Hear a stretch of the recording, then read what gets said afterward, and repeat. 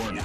The Federal Communications Commission has determined the following content to be emotionally harmful.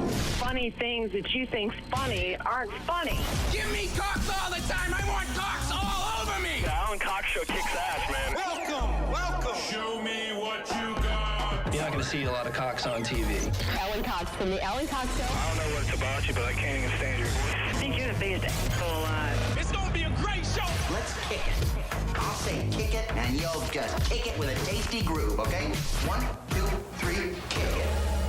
Kick it. Come on. God damn it. Could you one time kick it? What the? Alan Cox. Here we go. He'll ad-lib. He'll be fine. It's the Alan Cox Show on 100.7 WMMS.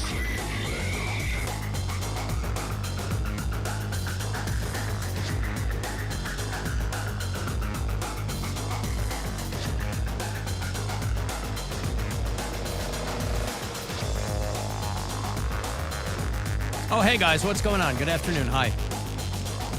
Greetings, salutations, all that. Fist bumps, high fives. Whatever your choice of virtual greeting is. My name's Alan Cox. Thanks for being here. Say hi to Bill Squire. He's right over there. Creepy hugs. Mary Santora is with us as well. What up? What up? If you'd like to join us, we would love to have you. 216-578-1007.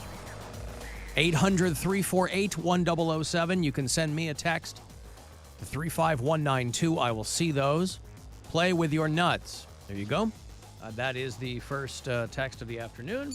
What? Now, that might have not even been meant for me. You know, occasionally I will get texts from people, and it's very clear that it was meant to go to someone else. It'll say, hey, while you're there, could you pick up milk and tampons? And then sometimes, if I'm feeling cheeky and we're in a break, I will respond to them.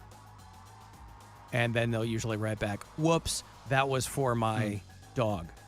And I'll go, oh, well, I fully understand that, and I'm just playing along. Dogs do like tampons. They sure do, boy. They can't get enough of them.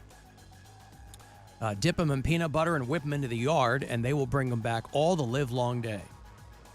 You can also leave messages if you listen to the show on the app. On the what's the name of our app? It's Ice Cream Radio. Mary knows. She's friends with Bobby Pitts. What's the I. Yeah. Heart. Let me get a pen. Okay. I. Yeah. H. Yeah. A. Yeah. R. Yeah. T. Yeah. E. Yeah. R. Hearty. Hearty. Well, we do some hearty radio around here, and there it is. And AlanCoxShow.com. Watch the thing there. Mary says she's sweaty. She told me pre-show. I'm very sweaty. Very sweaty. Why are you so sweaty? Poor time management. Ah. I was done with everything I needed to do this morning at probably about noon, 11:50. And I was like, I have time to curl my hair. And I didn't. And then I had to literally sprint to the train. Now, how long does it take for you to curl your hair under normal circumstances? Normally, I can do it in 20 minutes. But I don't know. I'm telling you, there's some kind of a conspiracy with New York City. I don't know if it's more humid here. My roommate says the water is softer, but my hair doesn't hold a curl since I've been here. Okay. So I have to do more to it. It's probably more humid. Yeah, I have to do more to it to make the curl stay. So I have to hold the curls for longer, or use more product, whatever. So I wasn't done with that until about 12:45. And now I'm really running around because then I had to get dressed and I had to do my makeup because I have 2 shows tonight. So I'm I literally had to sprint to the train station. It normally takes between 15 and 18 minutes to get to the train station. I got there at 11 today. Wow, look at you. And I was dripping sweat because I have on a long sleeve shirt and a jacket because it's rainy and cold today. So I got in here, I think I texted you 1:57. I was like, I'm here. I know we can't test, but I'm here and I'm sweaty. It's going to be fine. That's why I dial you up early so that if you need to just run in there, you'll be up and running from, at least from my end. I usually get here between 1 and 1:30. Yeah. And today was I just did not. And then as I'm trying to leave, I got a package delivered. I'm like, ugh. And I don't want to just leave it on the step because then I have to run it all the way back inside to make sure no one steals it. But yeah, it was just poor time management. A lot of porch pirates out there in Astoria. Well, there are. There's just so many people that I'm I bought $100 worth of Yankee Candles. And I'm I'm not trying to have my nice candle stolen. No, absolutely But your roommate's not. home most of the time for her, and she can grab that stuff. Like, Yes, most but she's of the out. time. She's out today all day. She had a thing at noon. She had a thing at 3. She has a show at 7. So both of us were going to be out of the house all day. So, what are the Yankee Candles? You bought one. Now, I assume $100 of Yankee Candles is probably like 3. No, it's like, well, they were on sale, which is why I bought them. I think it's called the Fragrance Family. When you're like in there. Which one's the In mom? the club. Which the one's the club. other mom? So I bought probably 6, I think. Wow. Because they were like buy one, get one free or buy one, get one half off or something like that. Yep. Let's see. I know lemon lavender is my favorite. I bought that one from my room. So I got Lemon lavender. Yes. I Okay. like citrusy smells. So you're going to see that is a theme throughout the candles I bought. I bought lemon lavender, honey clementine. Wait a second. Hold on. What? What is lemon lavender? Sounds like it's supposed to be pretty self-explanatory. They're all pretty self-explanatory. Okay. You have 6 of them? 1, 2, And it costs you three, $100. four, And they're all citrusy. 5, Got it. 7. I have 7. You have 7 of them for $100. Okay. Yes. So they came. That's not bad. They came No. as a set. No, they're all different. Oh, I so you ordered had to 7 of the order them large a la jar. carte. Okay. Yes, because I had a coupon. Because we've played a game called Porn Star or Yankee Candle before. Oh, do you want to try with these? Yeah, sure. Is it a porn star? Or a Yankee Candle. Okay, so which you got lemon lavender. Honey clementine. I'm gonna say porn star. I'm gonna also say not porn star. I'm gonna go with all Yankee Candle. What? That's not the way the game works. Some of the buy one get one was for breasts. So you're Uh-huh. wrong, Bill. Alan's right. Thank you. Honey clementine is a Honey porn clementine. star. 4 breasts. Yes. Cucumber mint cooler. I'm gonna go porn star again. Sorry, Alan. That was a Oh, candle. damn it. All right, that was a Yankee Candle. Pink sands. Absolutely seen her. a candle. Coconut beach. Boy, that's tough. No, it was. It's a tough It one. wasn't. It was Cocoa. Like Nut Beach. there's a title. Yeah. Cocoa that was Nut Beach. Nut It's Beach was a Cocoa different. Nut Beach. Yeah. Uh-huh. I'm gonna say Yankee Candle. No. That one's porn star. Damn it! God, I suck at this game. Okay, one more. Van Illalime. Porn star. Yeah! Oh, sweet. Van Illalime. Is it a porn star? Or a Yankee Candle. Man, I'm not as good at that as I. Come on, you son of a bitch! I'm not as good at that game as I remembered being. I thought I remembered being really good at that, but as always, I'm overestimating my own abilities. Okay, so 7 for $100 actually doesn't sound that bad. I thought No. Yankee Candles were like 35. They are. Oh boy! But that's why I got so many is because I was like, I got this coupon, $106 it was, divided by 7. Yeah. $15 a piece. That's what you'd pay anywhere, I feel like, for a candle. All right. Now, will you burn them simultaneously or in any kind of order? Well, Will you place them around the apartment and Yes. light the wicks simultaneously? The lemon lavender one goes in my bedroom. That's my scent for my room. And then the other ones are just kind of, I'm sure Sarah will put one in her bedroom and then we'll kind of rotate through them. I would How do you assume. determine which scent is most appropriate for which room? How do you pair a Yankee Candle with a room? It's all about vibes. Okay. And you're giving feelings. lemon lavender vibes in your That's room. just my favorite smell. Yeah. So that's the one that I almost always have that one in my room. Yep. Bill, you'll Or- notice when I bought a new pack of scented wipes, what did I pick out?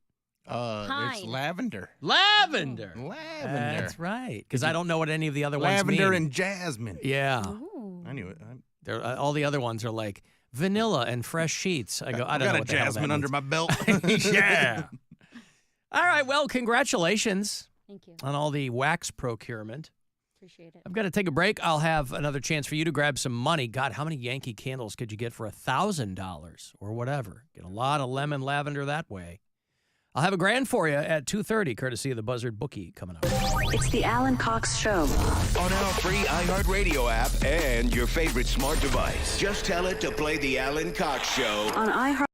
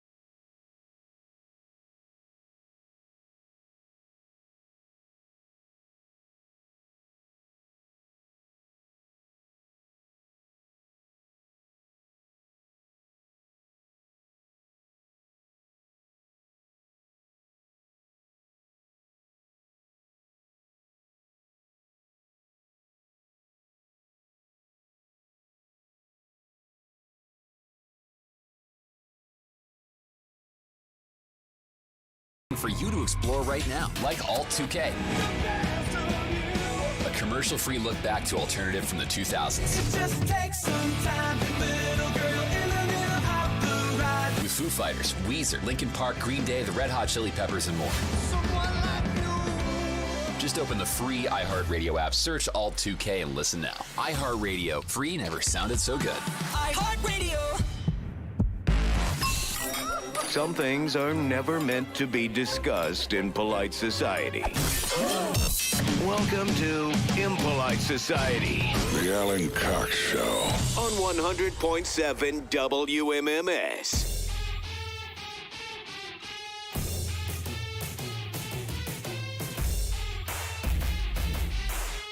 I got more money for you here in about 10 minutes. 2:30 is going to be that next keyword for you.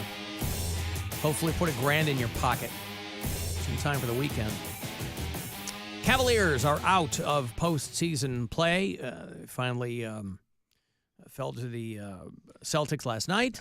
Between all the injuries, they played. They put in a valiant effort. Did the best they could. Yeah, With they were in, what was they were going in on it there. most of that game, and then in the last few minutes, they have to start fouling to try and stop the clock, and it gets a little out of hand. But they were fighting. Was there anything that happened in the 11th hour of this season that is a glimmer of hope for head coach RQ Flickerstick? No, I'm pretty sure he's going to be fired before Within Monday. 24 Yeah. hours of the course of the weekend? Yeah. Now, Do they still owe him a lot of money? How long did they have him signed for? Oh, I'm sure. Okay. I mean, that's just a Cleveland staple. They probably gave him an extension like last year or the year before, and now he's on the books for like 5 years. Let's see. JB Bickerstaff extension contract. Say what, Mary? I was going to ask Bill where his seats were. What's that loop I'm hearing? I had the volume on my computer, but now it's off. What seats he's... Where were your seats last night, Bill? He was on the Cleveland Funny Bus. Oh, so not Loudville then.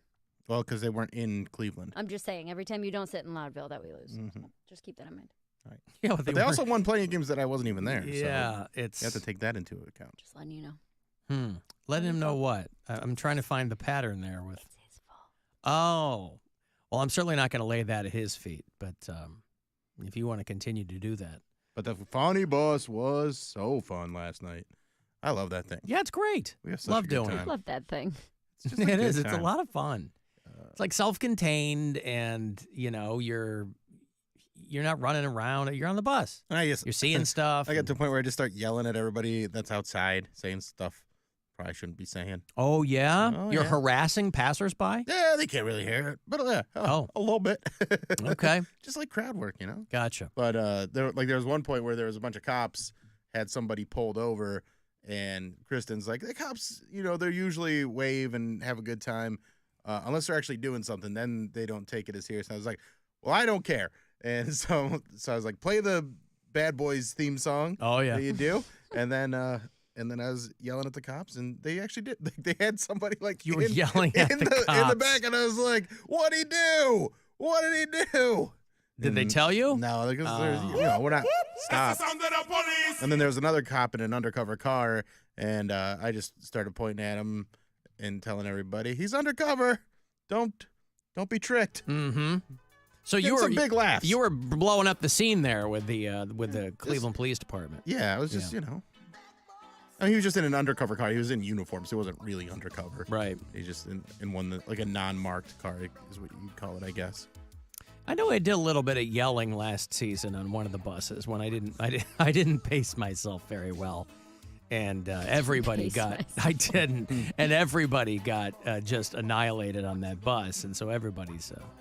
No, we had a good time, and then it's fun. It's a good time. They do a comedy show at Collision Bend every other Wednesday, and so it was going on last night. Oh, so yeah? So a few of the people on the Funny Bus popped in, and I did a set working on some new stuff.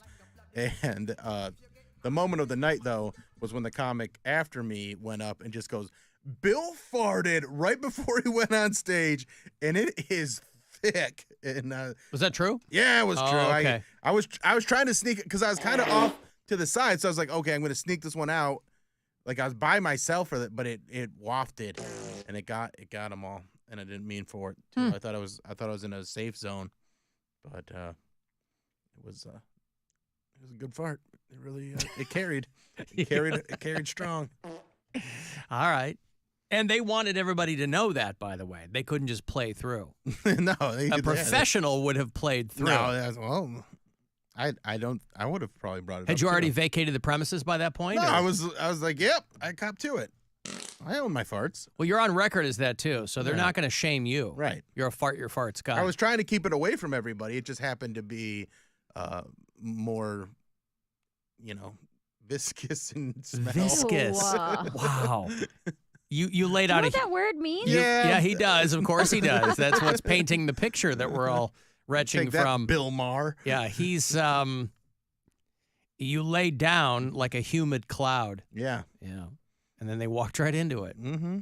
Well, anyway. Well, it seeped. It must have crept through, it permeated. It's like creeping death. The air throughout the vicinity. I thought it was going to stay more with me, but it must have walked. Well, but you do know how air works. Yeah, but sometimes by the time it gets to a certain part of the room, it's pretty much all dissipated. It's dissipated, sure. But not this one. This one was.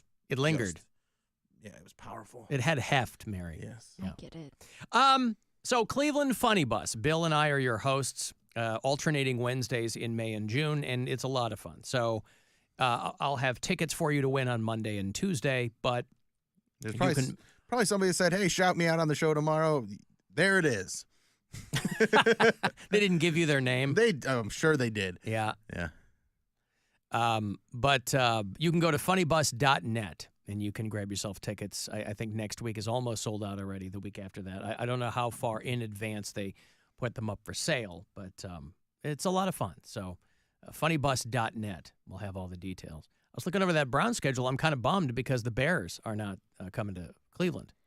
Not even in the preseason. I mean, the last time I was at a Browns game, because I only go when the Bears are in town, it was a preseason game.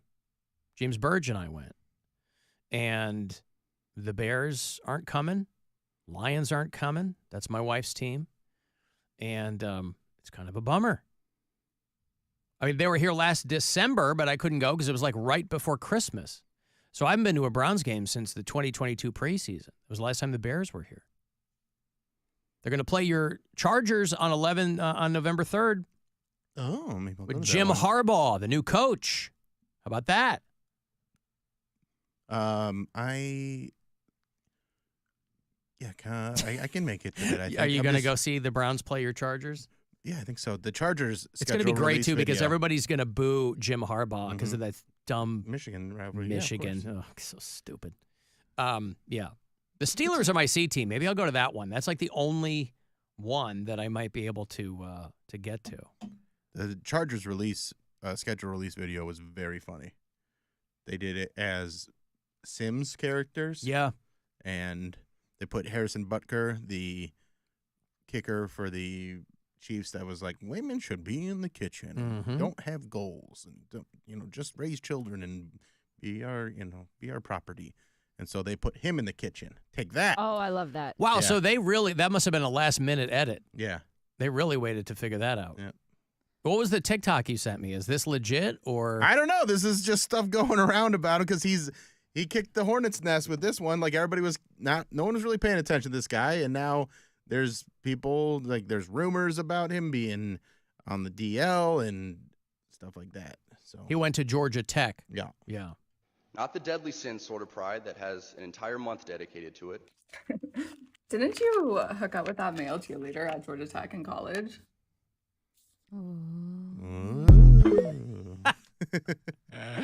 Hook up with a male. Well, wouldn't that track, though? That would track 1,000% if this guy was sus. But you would also think that a lot of other people would have been passing that information around instead of just this one random, albeit hot girl. I don't know if she went to Georgia Tech, but that's where he went.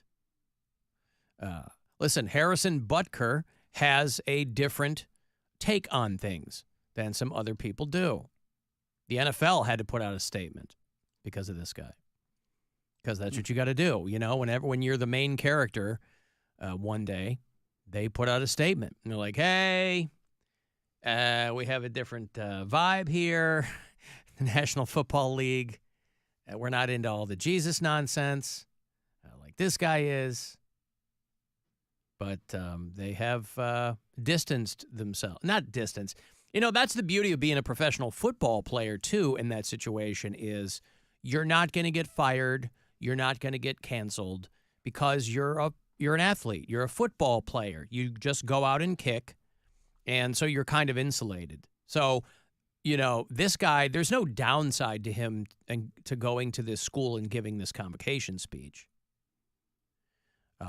There's no downside to him because he's very good at his day job.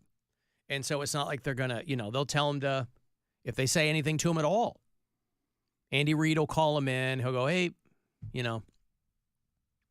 But the guy will have to tell him, but I can't. I can't be silent. I'm too filled with the Holy Ghost.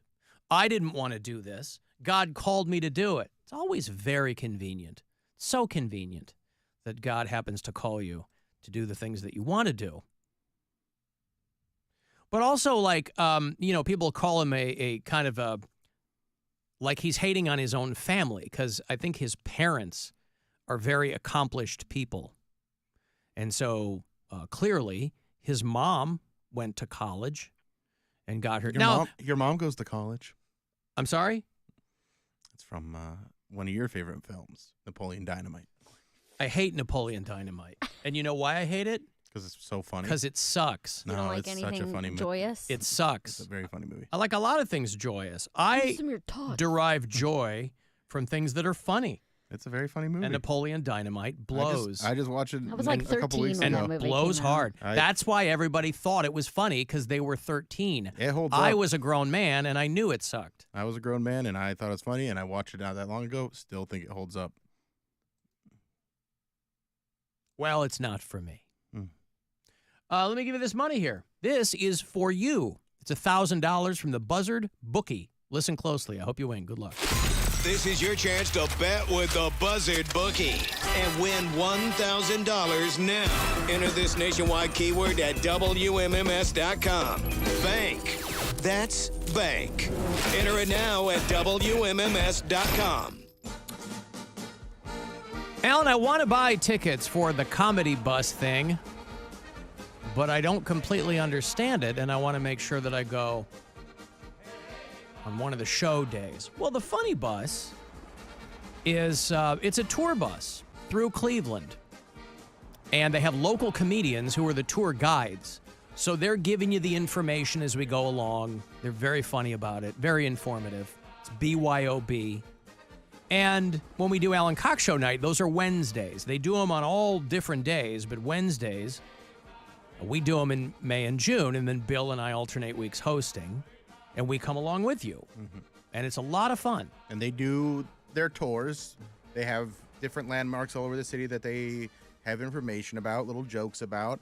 And what I've done it so many times now that I was kind of teeing her up for different stuff. I was like, what's the deal with this little glass window over here at the Burke Lakefront Airport? And she's like, glad you brought that up, Bill. That's the Women's Aviation History Museum or whatever it's called. Yeah, the 4 square feet. Yeah. And just it's a walk-in closet. And we had a lot of fun, bantering back and forth on that stuff. And it's just so you stop halfway through if you need to go to the bathroom or get another drink. Don't do like it that. on the bus. Don't do it on the bus. You stop at Flatiron and everybody gets out and has a pish. And on their website, couple of shots. It says you click on the Cleveland emblem and then it says buy tickets for the Alan Cox Show ones. Yep. And they're always on Wednesday. Yep. Easy to find. So that's a quick primer there on the Alan Cox Show night there on the Cleveland Funny Bus. And they're selling out fast, too. I think yours is already sold out for next week, or there's like one ticket left. Yeah. And they just put up the one for the 29th that I'll be doing, and tickets are already selling for that. So, well, I will have passes for you to win, even if it is sold out. I'll have them for you to win on Monday and Tuesday. Well, it is official that love is dead, and I hate to announce it to you, but somebody's got to, and I'll bear those slings and arrows. It looks like JLo and Ben Affleck are getting a divorce. What? That was not What is going on?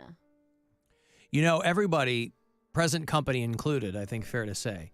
Everybody felt a little twinge, not only of nostalgia, but also of a little ray of sunshine that these two found their way back to each other. You know, he was married for a long time to Jennifer Garner. They have children together.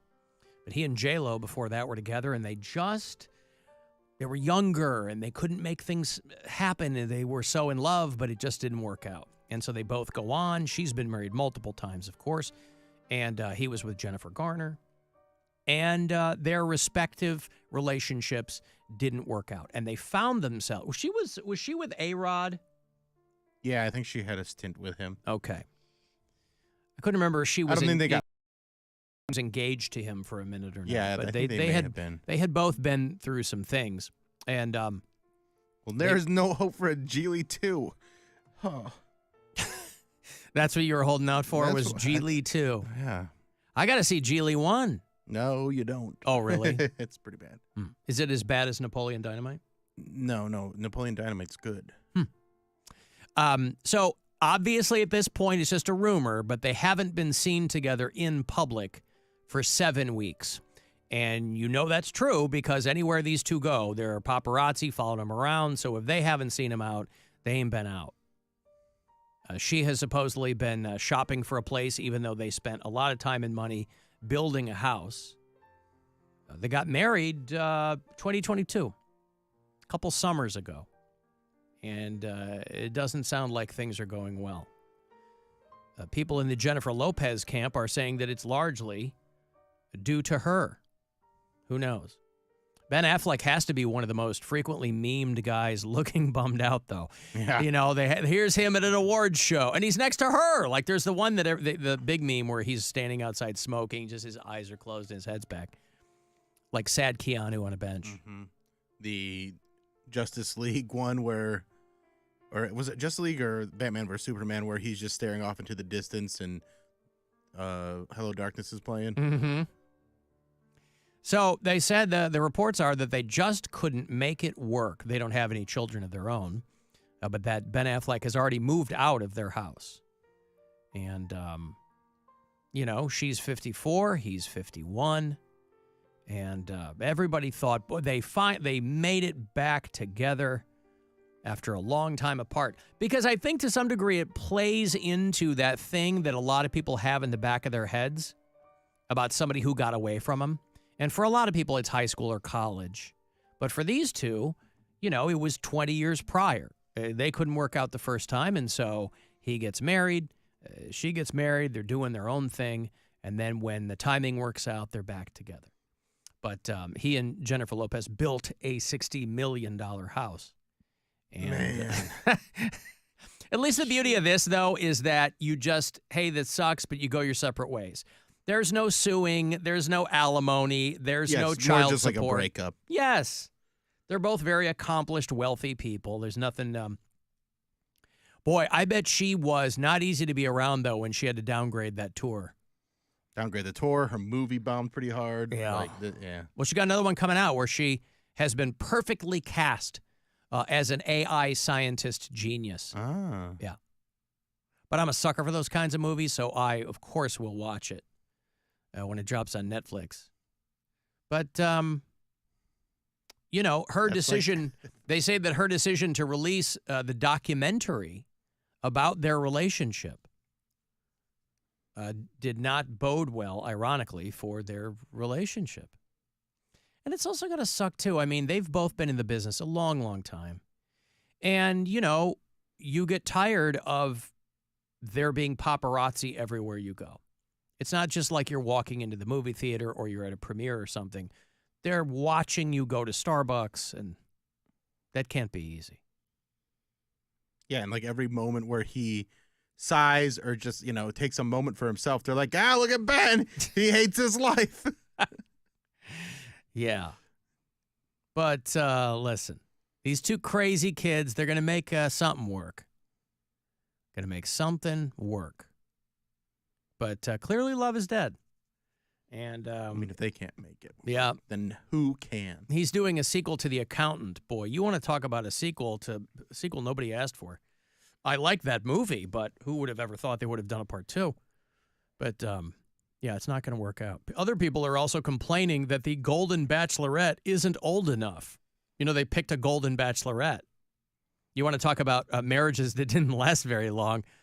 The whole season of the Golden Bachelor, they got this 72-year-old dude who his wife died a while ago or something, and he marries the woman that he picked. And they got divorced after like 4 months or something. And so, like they do with the regular Bachelorette franchise, they'll grab somebody from the previous season and they'll put them up on the pedestal. And so the woman that they grabbed from this guy's season is 61 years old. And people are complaining that's not old enough for the Golden Bachelor because everybody is forgetting this is television. Nobody wants to see a 75-year-old woman. I stopped watching the Golden Bachelor after 2 episodes. Making out? Yeah, I couldn't handle it. The dude was 72, and the ages of the women, they were all age appropriate-ish. There were no like 35-year-olds or anything in there. So, you know, they kept it between the ditches with respect to age, but I'm like, I can't do this for an entire season of watching these baloney lip people, you know, lock faces and cry about their dead husbands, and I'm like, it's too much. There's like another dating show coming out where I think it's like moms and their daughters. I don't know what it was. It's weird, but moms marrying their daughters? No, it's like moms and daughters competing for the same guys. Oh, there you go. Well, they're bringing back MILF Island, I think, right? Is that might have been what the show was? I don't. Well, maybe. Deborah, right? You know, and yeah, in porn, you know, you're a MILF at 28. So it could be moms and their daughters. So, yeah, people are saying, hey, this woman is not old enough to be considered a golden bachelorette because she's only 61. Now, a lot of these women, in their defense, have had so much work done that it makes them look older, ironically. It's MILF Manor. MILF Manor. Yeah. Okay. This just doesn't even sound like a real name of a show, does MILF it? Manor. Like, Well, they're old 30 Rock bits, and then they've turned them into real shows. So, yeah. But the guy was 72. She is 61. And I guess people who give a rat's ass about that kind of stuff are like, well, they should have an older woman. And it's like, guys, it's television. They still have to make television that people want to watch. Networks are hanging on by their fingernails. They're not going to put an 80-year-old woman up there. People would watch it out of morbid curiosity for precisely 1 week and then go, I'm out. Nobody wants to see a proxy for their own grandmother going into the fantasy suite. Of course, people are into some wild stuff. Yeah. Who knows, right? GILF as a porn genre, skyrocketing. If like an 80-year-old lady's on there and she's just talking crazy and just like being hypersexual, people would tune in for that. I think it might gross some people out, man. Well, of course it's going to gross people out, but it's like if she's kind of funny and quirky about it, I think people would think it's hilarious. I would watch that if the guys were still 25. There you go. Right? Yeah, Cougar Kingdom or something. Well, I think they already have it. You'd have to find a show that wasn't already being produced somewhere. No, there isn't one that's 75 and 25. No, but I think there's something called Cougar something. Oh. And not Cougar Town with I think they're like 40 and 20. Like women in their 40s and the guys are in their 20s. Okay. That is It's called Half My Age. Oh, because that's the one that's based on how Stella got her groove back. Oh, is Angela Bassett the host? I don't know. Oh. But I'm pretty sure that was a show. Okay. So many dating shows. Well, anyway, I don't know when this new iteration of The Bachelorette is going to be premiering, but they've already gotten a lot of advanced PR about it because people are whining that this woman isn't in her 70s. Got to take a break here. If you want to send me a text for something, 35192. Listen anywhere you are on that iHeartRadio app. This weekend, the Buzzard takes you back. We're sending you back to a decade fueled by powdered cocaine used for sniffing and by Aquanet. You can't buy a better holding hairspray. Welcome back. You'll be back to the 80s. It's terrific. Might as well jump. We'll even pull out the old makeout mixtapes. back up the buzzard. All 80s, all weekend. On 100.7 WMMS. Here's what's trending from the iHeart Sports Network, presented by DraftKings Fantasy Sports. The Cavaliers will reportedly take their time to evaluate Coach J.B. Bickerstaff's future this offseason while preparing an offer they hope Donovan Mitchell doesn't refuse. 4 primetime games are on the Browns' upcoming schedule, but not till Week 12 when the Steelers visit on a Thursday night. And Forbes ranks soccer superstar Cristiano Ronaldo as the world's highest-paid athlete at $260 million a year. I'm Scott Davidson. Check out what DraftKings has to offer this season with code SPORTS, because life's more fun when you're in on the action. DraftKings, the crown is yours. Gambling problem? Call 1-800-GAMBLER. Age and eligibility restrictions apply. Void where prohibited. See DraftKings.com for details. Your afternoon drive is brought to you by the Ken Ganley Auto Group, Ohio's #1 automotive retailer. Hey, it's Bill. Right now at Wendy's, kickstart your morning with a new breakfast burrito. Wendy's breakfast burrito is hearty and delicious with 6 strips of bacon, seasoned potatoes, 2 fresh cracked eggs, and 2 slices of cheese, all wrapped in a warm flour tortilla. It's basically an entire meal in the palm of your hand. So get on that Wendy's app and order one now. Oh, you don't have the Wendy's app? Well, you need to download it and sign up, because then you can earn points and get more Wendy's. So try the new breakfast burrito during breakfast hours only. Choose wisely. Choose Wendy's. The free iHeartRadio app has over 100 commercial-free stations waiting for you right now, like Alt 2K. Don't wanna be an American idiot. Just search Alt 2K.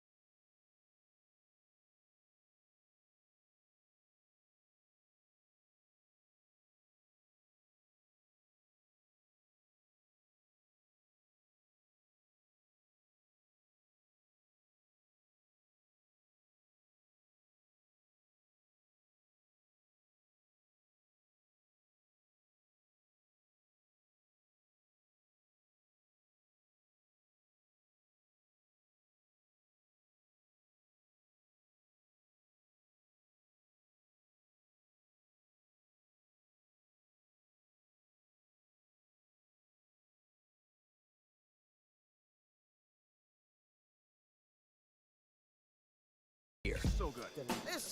Kingsford Original Charcoal, America's grilling expert. Kingsford.com. Portions of the following program were pre-recorded. This is The Buzzard. From the Bath Authority Studios. 100.7 WMMS, Cleveland. It's time to give stuff away.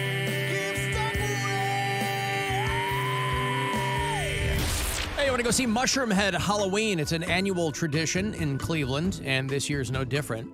It's going to happen Saturday night, October the 26th at the Agora. You can go to axs.com for full information on the show, how you can be there, get your costume lined up, whatever. They always put together a good show there. 2 for Mushroom Head Halloween. Caller 10, 216-578-1007. Or 800-348-1007. Alan Cox. A drummer, or even a real musician, he just makes a noise. If he played the violin or the piano, anything that made sense, but the drums. 100.7 WMMS.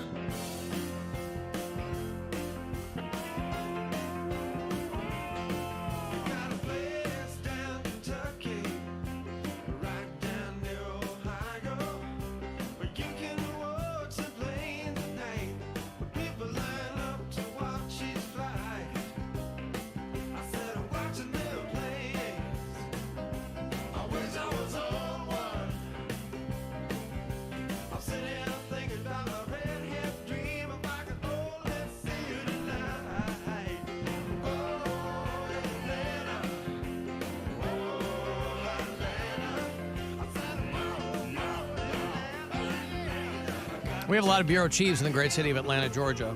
We've got Joe and Michelle and Andy and Elizabeth, and it has popped up as the #1 city for starting a career. They ranked 182 metropolitan areas. Atlanta is a world-class city, you know. And the traffic is murder, but it's always growing. You have like half a dozen multinational corporations that are headquartered there. You've got a lot of prestigious universities. You've got world-class restaurants and museums and art scene and music and all that. And for people who are coming out of college, because of all that, it's at the very, very top of places to go for starting a career. Now, I was surprised because they ranked 182 metro areas. And at number 182, we're not talking major metropolitan areas, but some of those are all mixed in there. So a variety of different sizes, and, just because they're not rating them by size. They're rating them on all kinds of different factors, starting salaries and how many entry-level jobs are available in the market and how many people of a certain age are there. Dead last at number 182 is New York City. Whoa. Which is surprising because, that's the largest city, and you would think that given that, it wouldn't show up dead last. Too much competition. Well, one thing that jumped out at me, I didn't realize this. Maybe you know, Mary. It's expensive. Did you know that? New York City. But Yeah. you can get around easy. That's nice, though. There's Yeah, always nothing's parking. ever delayed. Super chill. Not a lot of traffic. Super chill. Yeah. Yep, super chill. That's what you're paying for, is so that it's... How chill it is. Yeah. Mm-hmm. Paying for the chill. I don't know where Cleveland comes in on this, but Atlanta pops up for like the second or third year in a row, by the way. Now, of course, Atlanta has its share of problems, but it is, if you've ever been there, you won't have a bad time. Never have a bad time in. They call it Hotlanta. Yeah, I've heard that. Pretty cool. It is the... Sounds cool when you say it. Especially if you're like telling people where you're going and you say, I'm going to Hotlanta, they're like, man, that guy's awesome. Anytime I go to San Francisco, they say, where are you off to? And I say, Frisco, because they like that. Or the city. San Francisco likes to call itself the city. At least Chicago had the good sense to call itself the second city.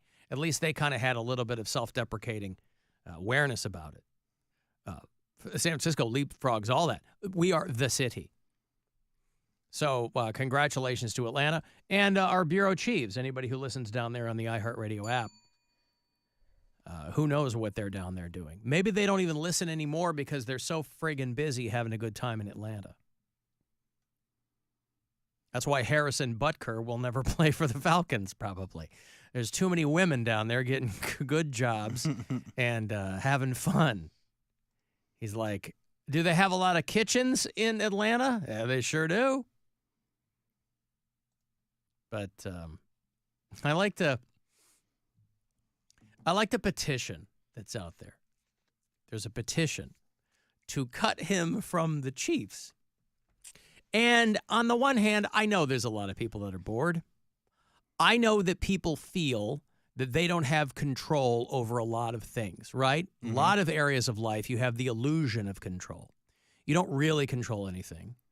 And people want to feel in any way possible that they might have a voice in something. That's perfectly normal.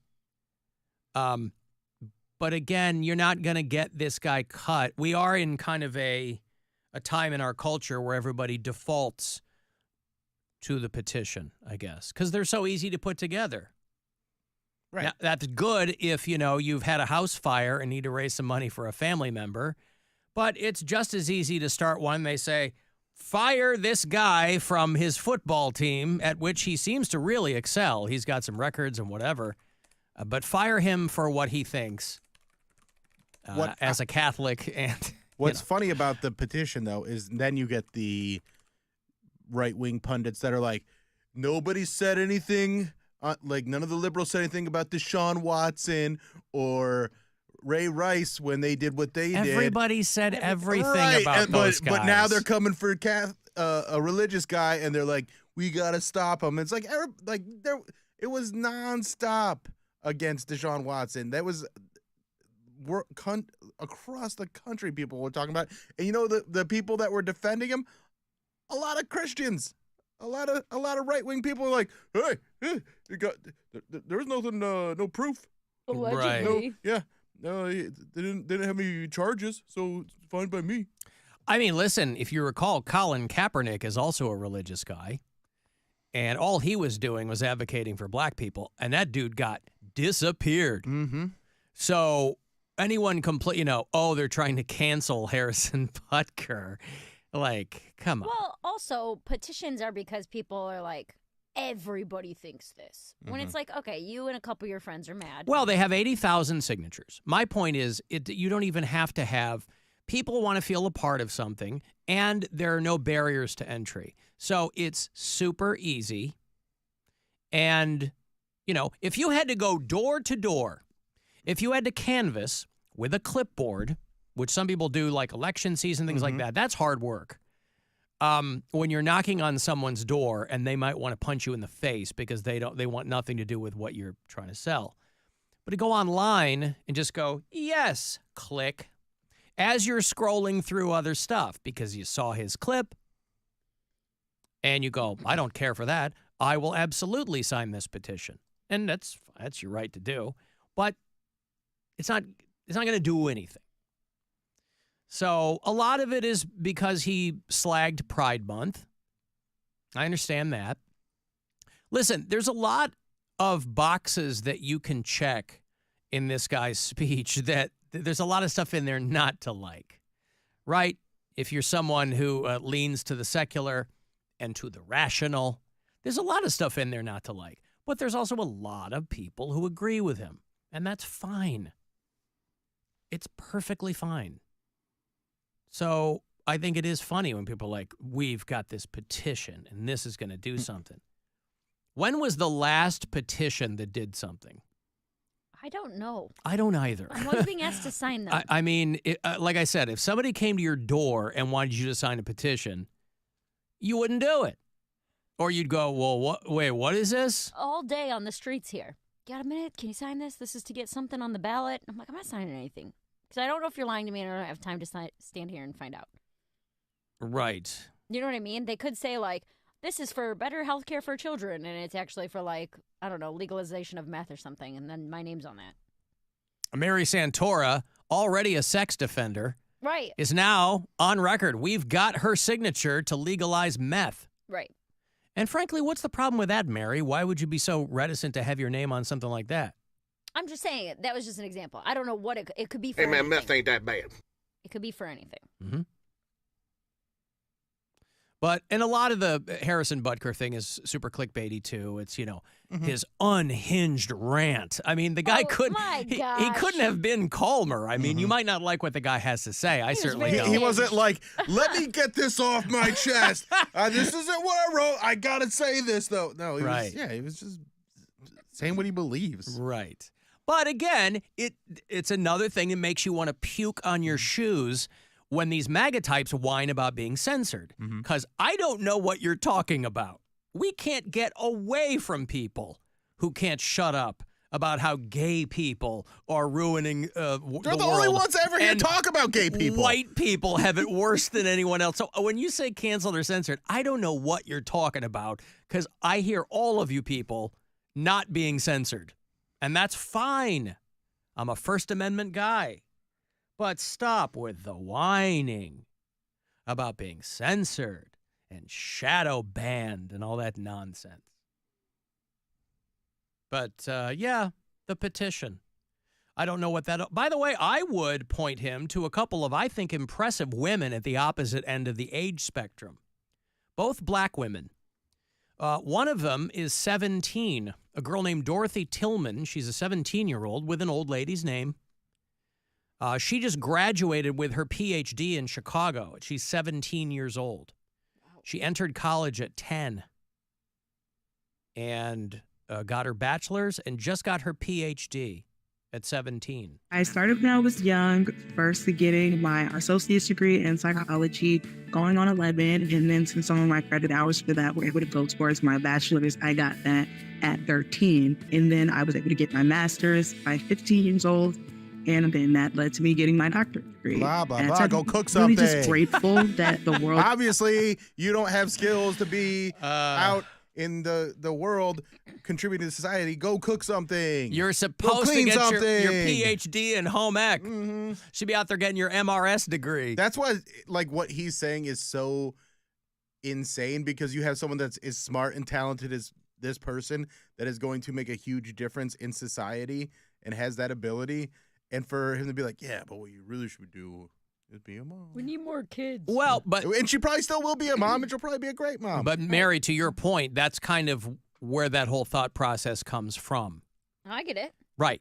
So in his mind, it's not insane. He's like, look, the greatest thing you can do is be a mom, be a parent. Now, he gets to go and run off and play football all day long, right? So it's great for him. That's why it's so funny when they're like, do hard things. You're not doing, yeah, you work to be an athlete, but you're not, I don't know what he's doing on the weekends. He's playing football. Well, but day to day. Anyway, the other end of the spectrum is the 83-year-old woman who became Howard University's oldest graduate.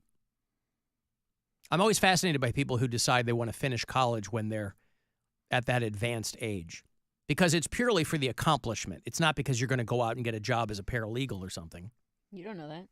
Well, a lot of these women, they're like, I was in college, and then I got married. And that's what happened to my mom. My mom was in college, met my dad, quit college, got married, had us. But she was never like, I think my mom wanted to be a mom. So she was in college. She hadn't met my dad yet, Which is fine. That's fine, too. The whole thing is... It's all fine. Everybody, let people do what they want to do. If you want to be a stay-at-home mom, and that's the life that's great. But don't shame the people that don't want that. And if they don't want kids, if they want to waste their reproductive years like Mary does, it's not a big deal. Let her do it. I'm well out of my reproducctive years. Relax. Yes, Mary's would be considered... Mary's would be considered a geriatric pregnancy. Advanced. Yeah. Well, you're not... How old are you, 32? 34. I'll be 35 this year. Yeah. They consider that last couple years. They consider it a geriatric pregnancy. Yeah. Alan, how old are you and when's your birthday? I don't know, Bill. I do not know $1,000 when my birthday is. Just hanging out there in the ether. It was never my thought that I would go beyond maybe one semester because after all, I started school when I had been out of school since 1959. My mom and dad was born in an era when it was illegal for them to learn to read and write. It is never too late. I want everyone to realize that. illegal to read and write. You think you got it bad. Yeah. Mr. Alan Cox, I am messaging you because I am not a religious person. But like you, I was raised Catholic, and I think most of it's nonsense. Now, that being said, I do not judge other people. You said that Jesus silliness, that's judging other people. Why not try Muhammad's silliness? Let's see if you got the balls to do that. Oh, does that take balls? Is that what he's saying? Well, we're Isn't he judging? I think all religions are ridiculous. Is that what you're asking me? Yeah. Yes. Christianity, Islam, I think they're all made up and ridiculous. Yes. His point is that you never talk about any of the other ones. Because I didn't grow up as a Muslim. I grew up as Catholic. And that's my experience. I can't speak to other people's experiences. I am an atheist. I think it's all made up and nonsense. Hundreds and hundreds and hundreds of ancient cultures all had similar stories to Christianity and Islam, and all of it predates Christianity. China and Norse mythology and Mesoamerica and China and India, all of it, please. That's my belief. By the way, it sounds like he's being judgy of me. Yeah, it sounds like he says being he's not a of judgy me, yeah. person. But also, pick your lane. We're talking about something in pop culture news. Like if there was an athlete that was Muslim that was giving a speech about and said the same thing, we'd probably have a similar reaction. But Judeo-Christian values are what are like prominently people are saying are being attacked. Well, and that's just my experience. I grew up Right. Catholic, so. But it's also you understand, like if Harrison Butker were Muslim and he were saying these same things, we'd still be like, bro. Yeah, of course. Of course I would. I've done it before. This guy This guy acts like he's new to the show. Of course I would. I have done it. I think, you know what I think the conversation would have been? Nah, he's Muslim, what do you expect? And then that would have been the end of it. No, I would never say, what do you expect? He said that with the Catholic. He's Catholic. What do you expect? Like, But that's because I grew up Catholic. Yeah. Like I was on the same wavelength as this guy as a younger man. I don't have experience as a Muslim. The only difference is that Islam. You don't have to have experience as a Muslim. That's this Well, guy's of course I do. point. To speak to the person's experience, I do. Not just you're not speaking to You're not speaking to anybody's you're experience. You're giving speaking an to the opinion. views. Yeah, you're speaking to the point of view that they have, where it's this patriarchal situation where the man's the man of the house and the women are here to serve them, and whether that's Christian or Muslim or Jewish or whatever, like that's just an outdated way of looking at things. Well, listen, I don't necessarily expect to hold religions that have been around for thousands of years to modern standards. I think that's a fool's errand, too. I'm just saying I think they're all made up and not relevant to modern life. That's me. I have a friend in Jesus. Jesus is a friend of mine. Jesus is my friend. Woody, have you come to ruin my day? I do my best, sir. I do my best, sir. Hey, you were just talking about religion just a little bit ago, right? And we're both. I mean, like 2 seconds ago? Yeah. Yeah. Although I wasn't confirmed, and so I'm basically just a heathen. But anyway, I just had a Facebook conversation with a friend of mine who is now a nurse. So my little town in Iowa, who's now a nurse in Des Moines, and she went on a Facebook rampage about this almost stillborn child. The Catholic Church would not baptize this child. Yeah, it has something to do with like not having a breath yet. You see where I'm going with this? And she's like, wait a second. So they wouldn't baptize this, 7.5 inch, Right. one, because it hadn't drawn a breath, but then it turn around and say that life is at conception and blah, blah, blah. And she's like, Well, but this is what drives people crazy. And by the way, the people who are driven the most crazy are the people who are trying to adhere to these religions because they're doing it in good faith and they're constantly banging their heads against the wall of modern conventions. And in a lot of ways, I mean, that's what drives people away from any organized religion, whether it's Christian or Islam or whatever. It just drives people away because they're like, look, You know, somewhere in my heart, these things will reside in some form, but they're just not compatible with modern life. And some people stick to that. Some people are like, hey, listen, I don't care what anybody thinks. Women should be raising my kids. And that's fine. That's your life, man. That's this guy's life. And he found himself a wife, and she's down with it. And that's all for them. That's all that matters. And good on them. You know, good on good for them. If that's what it takes to be good people, you know, I don't need some guy in a robe telling me how to live a good life. I don't think I ever needed that. Well, you've never seen me in my terry cloth robe, Woody, when I come out just dewy from the shower. I think they do need to. I'll tell you how to. The graduation garb is terrible. The mortarboard and the hat and the robe and the big robe. Yeah, but it's supposed to be the gown. It's supposed to be kind of ostentatious and overboard, There's right? There's better ways to be ostentatious and overboard. Like, what should they wear? I don't know. There's so many fun things to wear, but and like fancy things to wear. But the gown, cap and gown, doesn't. But you never wore a cap and gown, and I never will because it looks stupid. You never had an opportunity to wear a cap and gown. When you see Jerry Seinfeld up there giving the address, first of all, he's not graduating. Why is he wearing it? He's just giving a speech. It's just weird. They always have them in the. I know, but I don't get why, and I don't get why that's the garb. I think make it a tuxedo event. Because if you don't have the pomp, then all you're left with is the circumstance, and that's a lot harder to get your arms around. I'm not saying get rid of the pomp. I'm saying evolve the pomp into something new, not those big gowns. But this is something that'll literally never affect you, ever. But I still want to have an opinion on it. You know what you should do? Still think it's stupid. Start a petition. I got a break here. Want to go to that Cold Chamber show? I will have those tickets for you before 4 o'clock for people who are hitting me up for those. You can send me a text if you like for anything, 35192. Next chance to grab some money is on the way. 3:30, that next keyword to grab $1,000 from the Buzzard bookie. This is the Alan Cox Show. Everywhere on our free iHeartRadio app or whatever smart device you have. Just tell it to play the Alan Cox Show on iHeartRadio.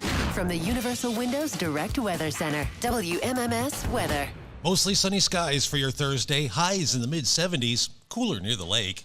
Increasing clouds tonight with overnight lows in the low 60s. Your Friday, showers, maybe a thunderstorm, otherwise clouds with highs in the low 70s. This report is sponsored by Levin Furniture and Mattress. The Memorial Day sale is going on now at Levin. Save up to 50% off outdoor and new collections. Plus, get an extra 25% off the entire store. 5-year special financing with no money down. Plus, extra savings on mattresses now at Levin.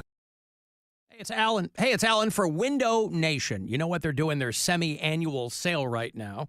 What that means is that you get brand new windows expertly installed in your home, and they're half price. 50% off every window style. And even better than that, for 5 years, you pay 0% interest on your order. In fact, call them, schedule your appointment this week, and I'm telling you, they'll give you an extra bonus off your order as well. Lifetime warranty on Window Nation windows. The secret sauce is they're expert installers, and windows are all they do. So you get those in a day or less, and they have fantastic reviews and ratings online. You don't just have to take my word for it. We've got Window Nation windows in Casa Cox, and they're awesome. I love them. Never have to worry about energy bills going all over the place. They look great. Go to windownation.com. Best place to schedule your appointment. Get a free in-home consultation. Or call 866-90-NATION. If you talk to someone, make sure that you give them my name. 50% off every window style and 0% interest for 5 years. It ends at the end of May, so call them and get the details for yourself. 866-90-NATION or go to windownation.com. For the best happy hour in the neighborhood, stop into your local Applebee's. Monday through Friday from 3 to 6 p.m. for drink specials starting at $3. And half-price select appetizers, including chicken wonton tacos and boneless wings. See you soon at Applebee's. Eating good in the neighborhood. Life needs more Cedar Point, and that's what you'll get with the 2024 Summer Pass. Get unlimited visits through Labor Day, plus free parking. Enjoy spectacular rides, unforgettable live shows, and drive the sky on Top Thrill 2, the world's only vertical speedway. All for just 5 payments of $17 after initial payment, plus applicable taxes and fees. But hurry, this offer won't last long. So what are you waiting for? Get your summer pass today, only at cedarpoint.com. Kia of Streetsboro. Stop in and see how much you'll save. Kia of Streetsboro. Kia of Streetsboro.com. It's time to hit the road with a brand new Kia from Kia of Streetsboro. We're bringing you the hottest deals of the season. Get behind the wheel of a brand new 2024 Kia Forte LXS for just $249 a month. Sign and drive away with zero do-it signing. That's right, zero, zilch, nada. Enjoy a 36-month lease with 10,000 miles per year. Plus, take advantage of an exclusive 3.9% APR up to 48 months. Or elevate your summer adventures with a 2024 Kia Sportage LX. Just $299 a month. Sign and drive. Again, zero do-it signing for a 36-month lease and 10,000 miles per year. Plus, take advantage of 1.9% financing up to 48 months. Don't wait. Make this summer one to remember at Kia of Streetsboro. KiaofStreetsboro.com, where the thrill begins. Kia of Streetsboro. Kia of Streetsboro.com. These offers are subject to taxes and applicable fees. Residency restrictions apply. Expires 5/31/24. See dealer for additional details.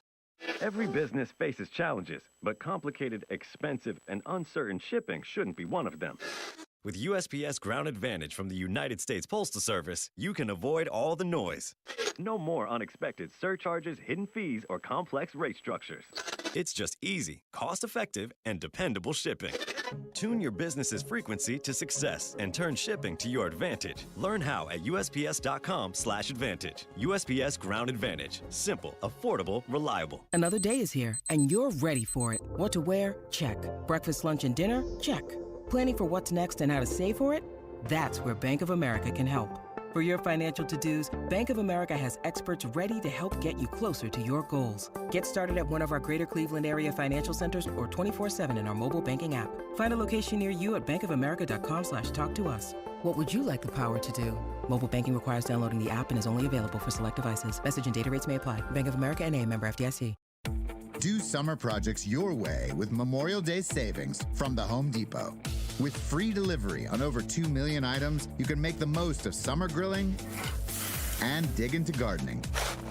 Plus, get same-day delivery on thousands of products like power tools and storage to tackle any last-minute garage project. Summer your way with Memorial Day savings from the Home Depot. How doers get more done. Order select and stock items by 4 p.m. subject to availability. Life's better with American Family Insurance. That's because the future can be unpredictable, but no matter what's in the forecast, we'll help you feel protected so you can enjoy the dreams you've worked hard for with peace of mind. Save up to 23% when you bundle home and auto. American Family Insurance.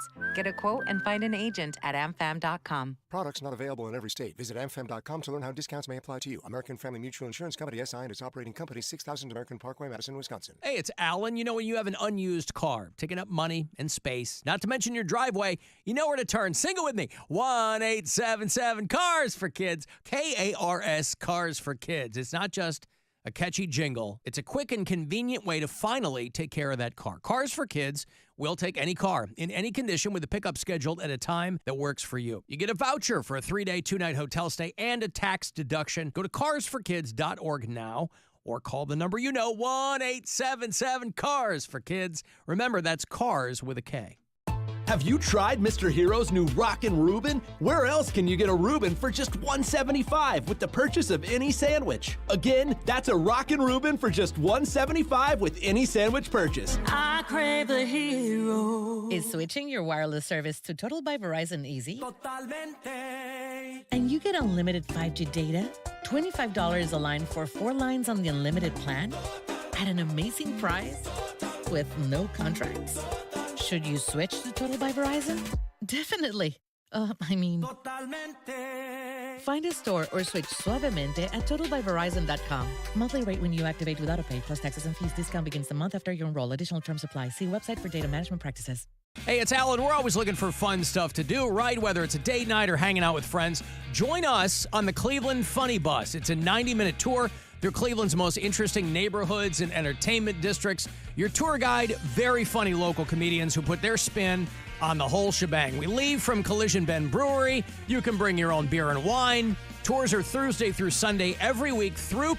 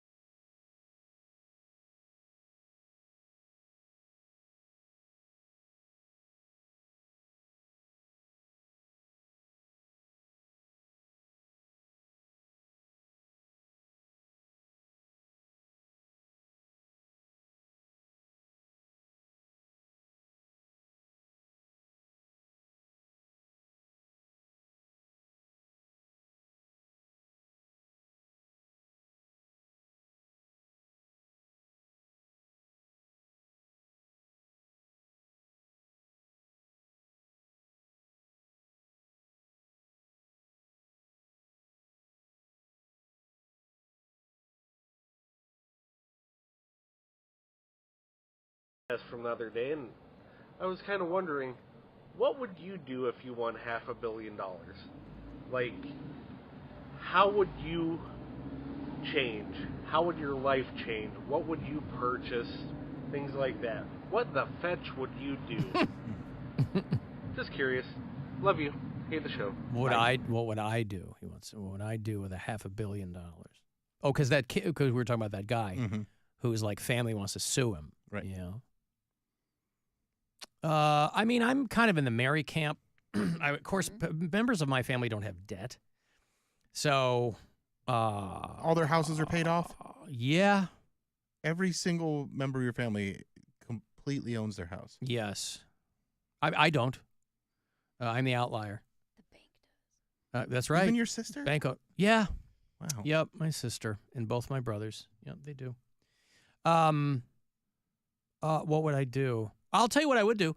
I would, once I got done with all of the administrative rigmarole, Gwen and I would sit down and talk about all the places we visited that we like, and we'd buy property there. That would be fun. That'd be cool. Yeah. Yeah. Buy like you have a giant place in Corsica everywhere. so anywhere you go. Now you've got to keep them, you've got to furnish them and you've got to. Yeah, but you can hire a company, like a management company, Yeah. property management, to either Airbnb. You don't even have to Airbnb it, but someone to come in and clean once a month if you're not there or whatever. Yeah. That's a good idea. I think that would be fun. Because $500 million, that's obviously a lot of money, right? $500 million, that's a lot of money. But it's not like Bezos money. It's not, you can't possibly run out of it money. So yeah, nothing crazy. I would be pretty boring if I won all that money. I'll tell you what I would do. I would buy this radio station. And then what? I would hire Pound Cake back. And then fire him? Just so you can fire him. Just so I can actually fire him. Oh. You'd hire Pound Cake back. Okay. Yeah. You're buying WMMS from iHeartRadio. Yes. Now, they would not sell a radio station. You'd end up having to buy the cluster. Buy the cluster. Yeah. Do you think you would be able to get it for that much? Oh yeah. Can you get a cluster of radio stations for $500 million? I don't know, man. Yeah, it's not 1992 anymore. I mean, I'd probably buy MMS probably be like 10 million, and then yeah, probably. Would you give us health insurance? Yes. All right. Yeah. How about you guys? Nobody else, huh? How about a livable salary? Well, that's a sliding scale. Of course I would, but people have different ideas of what it costs to live. When people say a livable wage, like, we all know kind of what they're saying, but $200,000 a year. $200,000 a year. Be comfortable. To be properly comfortable. You mean, is that what I would pay Pound Cake? No, I would not pay Pound Cake $200,000 a year. Would you pay me $200,000 a year? I would not pay you $200,000 a year. Why do you hate women and gay men? I'm sorry. I go to the Harrison Butker School of Charm and Influence. Would you pay me $200 million a year to be a stay-at-home mom? $200 million a year. Whose children? We'll find some. Yeah, you could start a petition.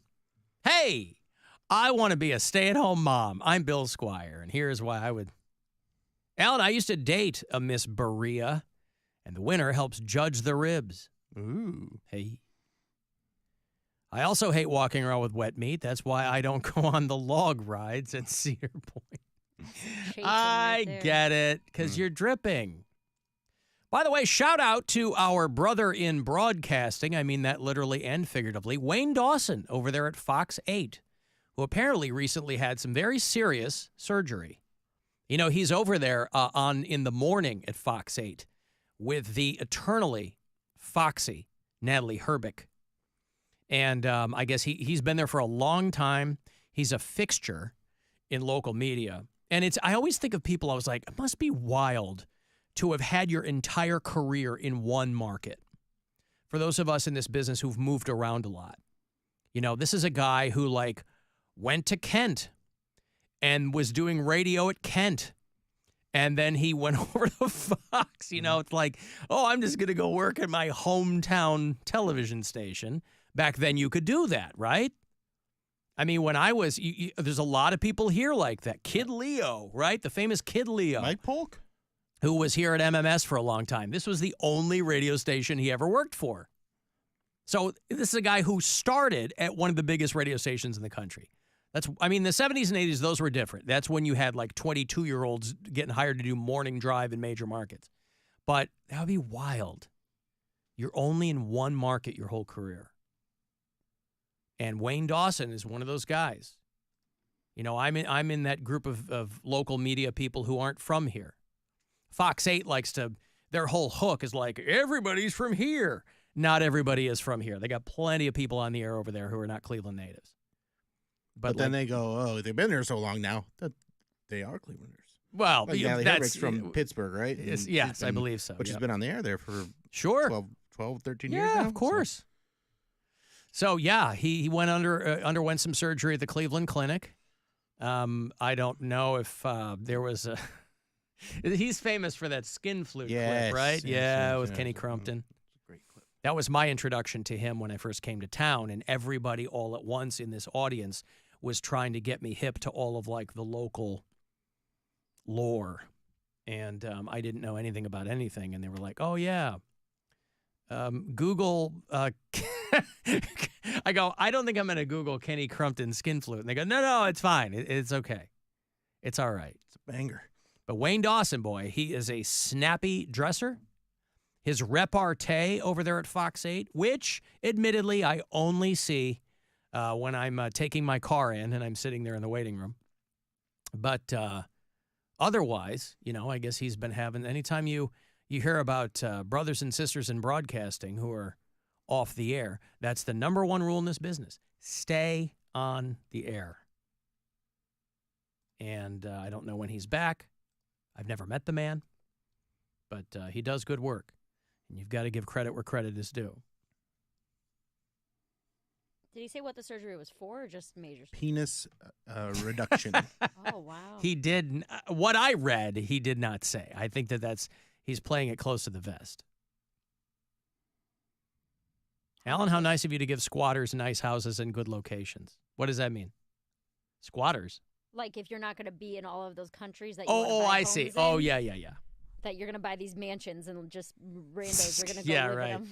Well, fortunately, not everybody has a bananas real estate laws like the United States does. You know, oh, I've stayed here for a week. It's my house now. You know, other countries, they'll like shoot you to get you out of their house. Ironic. So, yeah, whatevs. So that's my long-winded answer to your question. What would I do with $500 million? I would take care of some business, and I would Set your kids up for life. some major... No, I don't know that I would do that either. Really? I'm not in your camp, but I'm not in the set my kids up for... What good is that? I mean, I'm not like... I'm not, you get $0 from me. I give my kids a healthy amount of money. I'd also buy WMMS, but I'd shake things up a bit. How would you shake things up? Well, Alan, you want to keep your job? Oh, is that a theoretical question? Asking right now. I'm the boss now. So I own everything. Mm-hmm. So first of all, we're doing 2 hours to midnight. We're moving that to mornings. Oh, cool. Okay, yeah. A 2-hour morning show. That'll go great. Yep. Every weekday. So then we're moving. Rover will just do. He'll still have his show going on at the same time. He'll just punch in every now and then. Just be like, that was a good song. Bam, right back to it. That was a good song. Yeah. And then Stansberry will still be on middays. So wait, you're keeping the same staff? You're just I'm moving them? things around. We're shaking things up. We got to try things different. Yeah, but that nowadays. usually means new talent. Why would you have existing talent in different day parts? I'm just. Will you listen to my? Okay, I'm sorry. Will you let me cook? All right. Stansberry is going to still be doing middays, but he's going to be doing it above a Shark Tank. And so there will always be more energy because he might possibly fall into the Shark Tank. So, and then the Shark Cam. But wait, how would he possibly? Because he's is it like above the Shark? But would he be? Suspended. Would he? I understand that, but would he be poorly suspended? Where is the fear of maybe falling into the shark tank? Bill has a button. Ah. I mean, it's not a button. It's just things go wrong. You never know. Mm-hmm. It's a narrow platform. He's got to get on and off it. If he leans back too far, if the sharks start like circling and jumping up and nipping at him, like they, you never know what could happen. Sharks. I see. All right. Yeah. Big sharks too, real big. Boy, this is mixing it up. What about our show? All right. First of all, we're relocating this show to New York, except Mary. Mary's got to come back here. What the heck? And it's going to be called Bill Squire Presents the Alan Cox Show, starring Bill Squire. Hey, look at that. And Mary will be here in Cleveland, you say? Alone. Yes. Yeah. Boy, that is mixing it up. You've really got this all figured out. And she can only, but she can't go back to her life where she sees her family and lives with Brian and stuff. The only time you get to see Brian is when you are. Yeah, none of that sounds like it has anything to do with her professional life. Or radio in general. Right, in general, You want the $200,000 a year or not? I do. I do want $200,000. All right, the only time you get to hang out with Brian is when you guys are both trying to load the dishwasher. Oh, God. We'll break up in 25 minutes. Yeah. And then, I will bring back Pound Cake. Do I get health insurance? He will get health insurance, but only on every other month. Alan gets to approve all of his expenditures with that. All of his surgeries? And you can decide surgeries that he doesn't even want. Mm-hmm. Elective surgery. Yes. All right. And then we will finally have a suite for Cavs and Guardians games all the time. Mm-hmm. Yeah, that's pretty good. That would be well. There's a lot to do there. There's a lot to honestly, consider. I'd keep everything pretty much the same, except we would have that suite. Except Shark Tank, and Mary in Cleveland. Yeah. And while we're in New York. Unbelievable. Okay, I got a break here. If you want to get a text for something, 35192. You can leave messages on the iHeartRadio app. And if you want to watch live, you can do that at alancoxshow.com. Rover's Morning Glory. Jimmy Carter's grandson said yesterday that the former president is, quote, coming to the end. He's been in hospice for how long, and he looks pretty good. No, he does not look good. I don't know what pretty you're good. talking about. The guy looks like he's 1,000 years old. What Well, do you he mean is he looks 1,000 good? years old. He's 99 She years gotta old. get laid. She thinks that guy looks good. I mean, He's attractive. Rover's Morning Glory. Weekdays on 100.7 WMMS and 24/7 on our free iHeartRadio app. Your afternoon drive is brought to you by the Ken Ganley Auto Group, Ohio's #1 automotive retailer. Hey, it's Charlie. You could win a backyard barbecue at your house with me, WMMS, and Circle K. Register right now at WMMS.com or come to one of my 2 Circle K events, Thursday, May 23rd from noon until 2 in Brunswick, or Wednesday, May 29th from noon until 2 in Eastlake. The ultimate backyard barbecue from Circle K. Prizes, Bud Light swag, food, and more. You invite your friends, and we bring the barbecue. Hosted by me and WMMS. Go to WMMS.com right now to register, and don't forget to join Circle K's Inner Circle. It's the Kia Summer Sticker Sales Event. So give your friends something to look at and make this a summer to share and save with a capable Kia SUV like the Sorento, Sportage, Seltos, or Telluride, or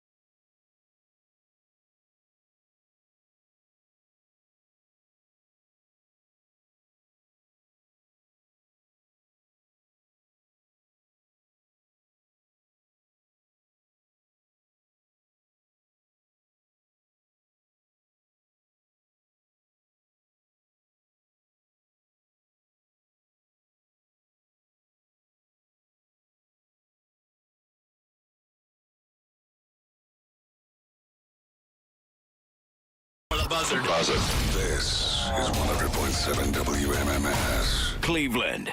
Alan Cox. He's been asked to leave on multiple occasions. Get out! He does that whole, huh? I can't hear you. It's too loud in here thing. 100.7 WMMS.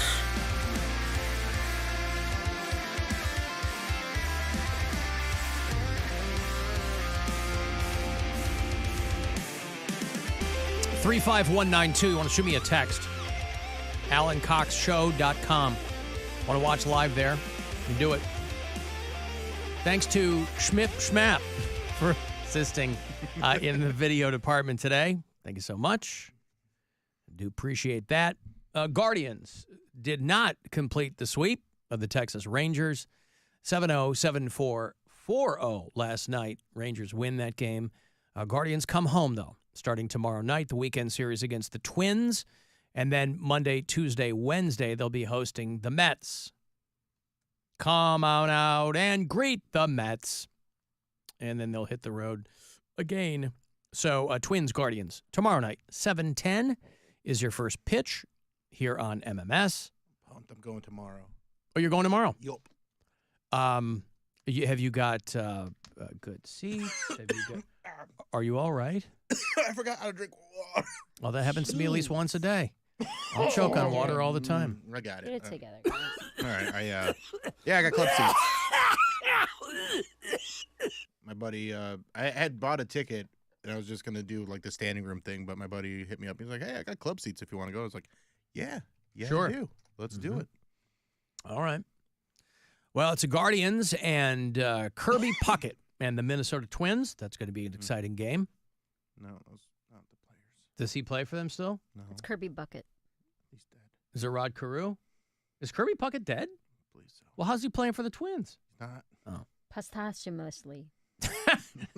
Nailed it. Yeah, he died in 2006. Oh, he did? Yup. That long ago? Mm-hmm. What about Burt Blyleven? Is he still with the Twins? I don't 2006. Wow. What did he die of?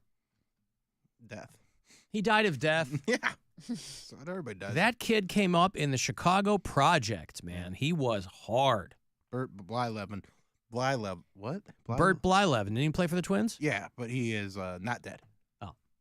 Did he play for the Indians at some point? I never he heard his name before today. Oh, you've never heard of Burt Blyleven? Never. Wow. Kirby Bucket had a hemorrhagic stroke at the house that he shared with his fiancée.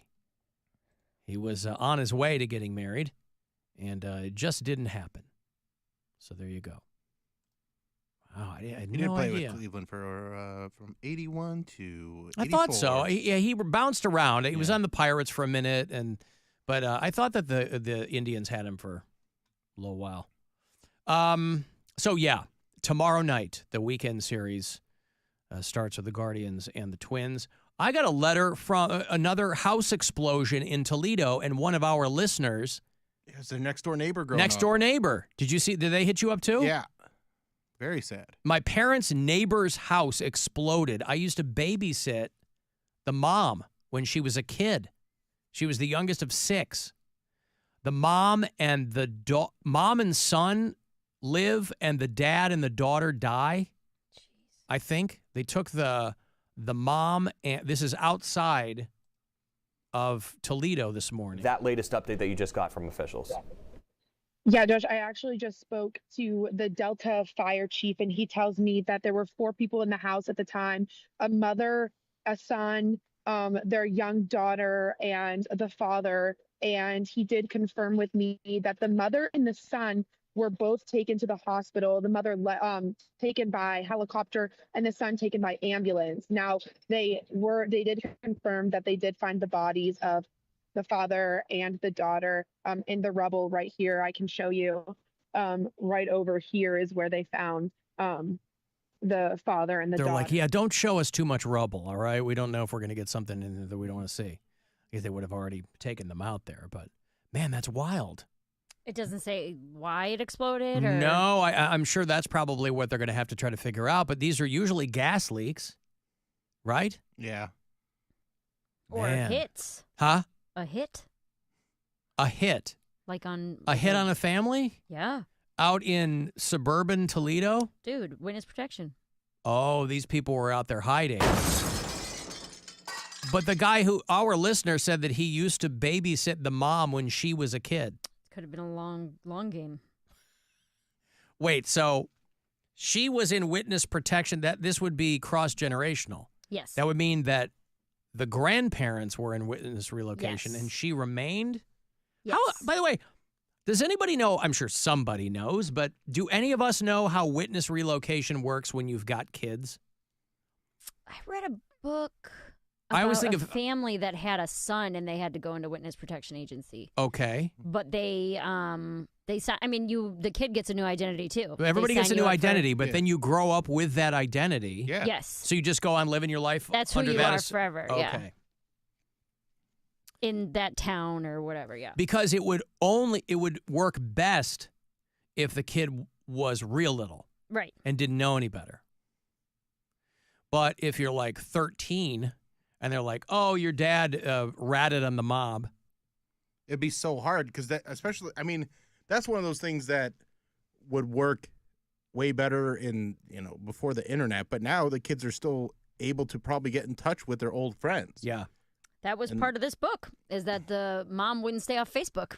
And they ended up tracking her because they're trying to figure out who killed their daughter, right? Mm-hmm. So the mom she made a fake Facebook account and was trying to check up on their old neighborhood Facebook page, but somehow the people in the mob tracked that it was her and IP addresses or whatever. And that was a big part of the plot, is that she wouldn't stay off social media. And they were like, you have to quit. I was going to say, you have to stop doing that. The people who work now in witness relocation, it must just be like herding cats with these dummies who can't stay off Facebook. I just also think it's something that happens very, very rarely. That people get put into witness relocation? You wouldn't know. That's the whole point. That's how they scooped up Sammy Gravano, because he couldn't stop criming. Sammy Gravano rats on John Gotti, and they give him and his family new identities, and they move him out to Phoenix. Oh, we're going to Phoenix. And he still wants to be big man on campus, wants to be a tough guy. So he and his family go out there, and he and his son start like a meth ring or something. So they're like, this guy just can't help himself. Went to Arizona with his family and got put back in prison, I think. Because Sammy Gravano, I think, is still alive. But it's like, you have a new life. He was a pretty, I don't know how somebody who was that publicly recognized would be able to hide like that. It's not like they didn't have the mafia in Phoenix. But if he had just kind of been quiet about it, it's like the end of Goodfellas, right? Henry Hill. He's picking up the paper on the front. But even Henry Hill, that guy didn't stay hidden. Doing the Howard Stern show back in the day. Showing up drunk. But I don't know. If you're a kid and they go, hey, Pasquale, your new name is Mark. And they go, all right. And then people try to catch you. They go, hey, Pasquale. What? Who? Huh? What? What's that? Because there's all kinds of movies along those lines. There's like a De Niro, Michelle Pfeiffer movie from years ago about that. Oh, yeah. But anyway, Mary's take is this house that blew up was a mob hit. Yes. Maybe. Hell hath no fury like the Toledo mob. I'm just saying maybe. Toledo's a huge human trafficking city because it's right in the middle of everything. On Detroit, over Cleveland. It's in the middle of 80 or 90. Well, it's like when we used to work in Not far from Canada. When we used to work in Independence, where 480 and 77 are right there. It's like that. They're always pulling out teenage girls out of those hotels because it's right there. You can get on and off with the quickness. When I first got my gig in Kalamazoo, Michigan, it's equidistant on 94 between Chicago and Detroit. So it was a massive, narco traffic route. There was always people getting scooped up in Kalamazoo because it's right there. The highway cuts right through it. Get right on, get right off. I worked at the mall in college, and they gave us training on how to. We had to watch a video on like In Toledo on like because I guess that mall had been hit a couple times for human trafficking, where they're like giving you signs that someone's being human trafficked. Like if someone, it looks like they have a really poorly done choppy haircut or like a bad dye job, like things like young girls whose hair are very clearly messily box dyed and are very submissive and quiet, and yeah, it was crazy. Good things to look for, but you also had to realize that you were running the risk of really insulting someone who just didn't have a good eye for detail. Just did their own hair that day. Yeah. No, but they were like, if someone comes in and drops, thousands of dollars on an entirely new wardrobe, Right. or if they're like, I need a new outfit and she has to wear it out of the store. I mean, I never ran into anything I was like going to say, that, did you but- ever scoop anybody No, up? I never ran into anything like that, but that was like part of the training video specifically for Franklin Park Mall. But also after that training, everybody kind of probably gets a thing in their head where they're like, Everyone's being trafficked. I hope I get to help someone. Yes, Well, everyone. you're thinking about it, and now you're like paying I'm way gonna too be a close of hero. attention. Yeah. Yeah, to like little kids. Mhm. You're like, is this your mom? You Yeah. know? I got a voicemail from a guy who's worried about Bill, and I don't know what he means. Where is that?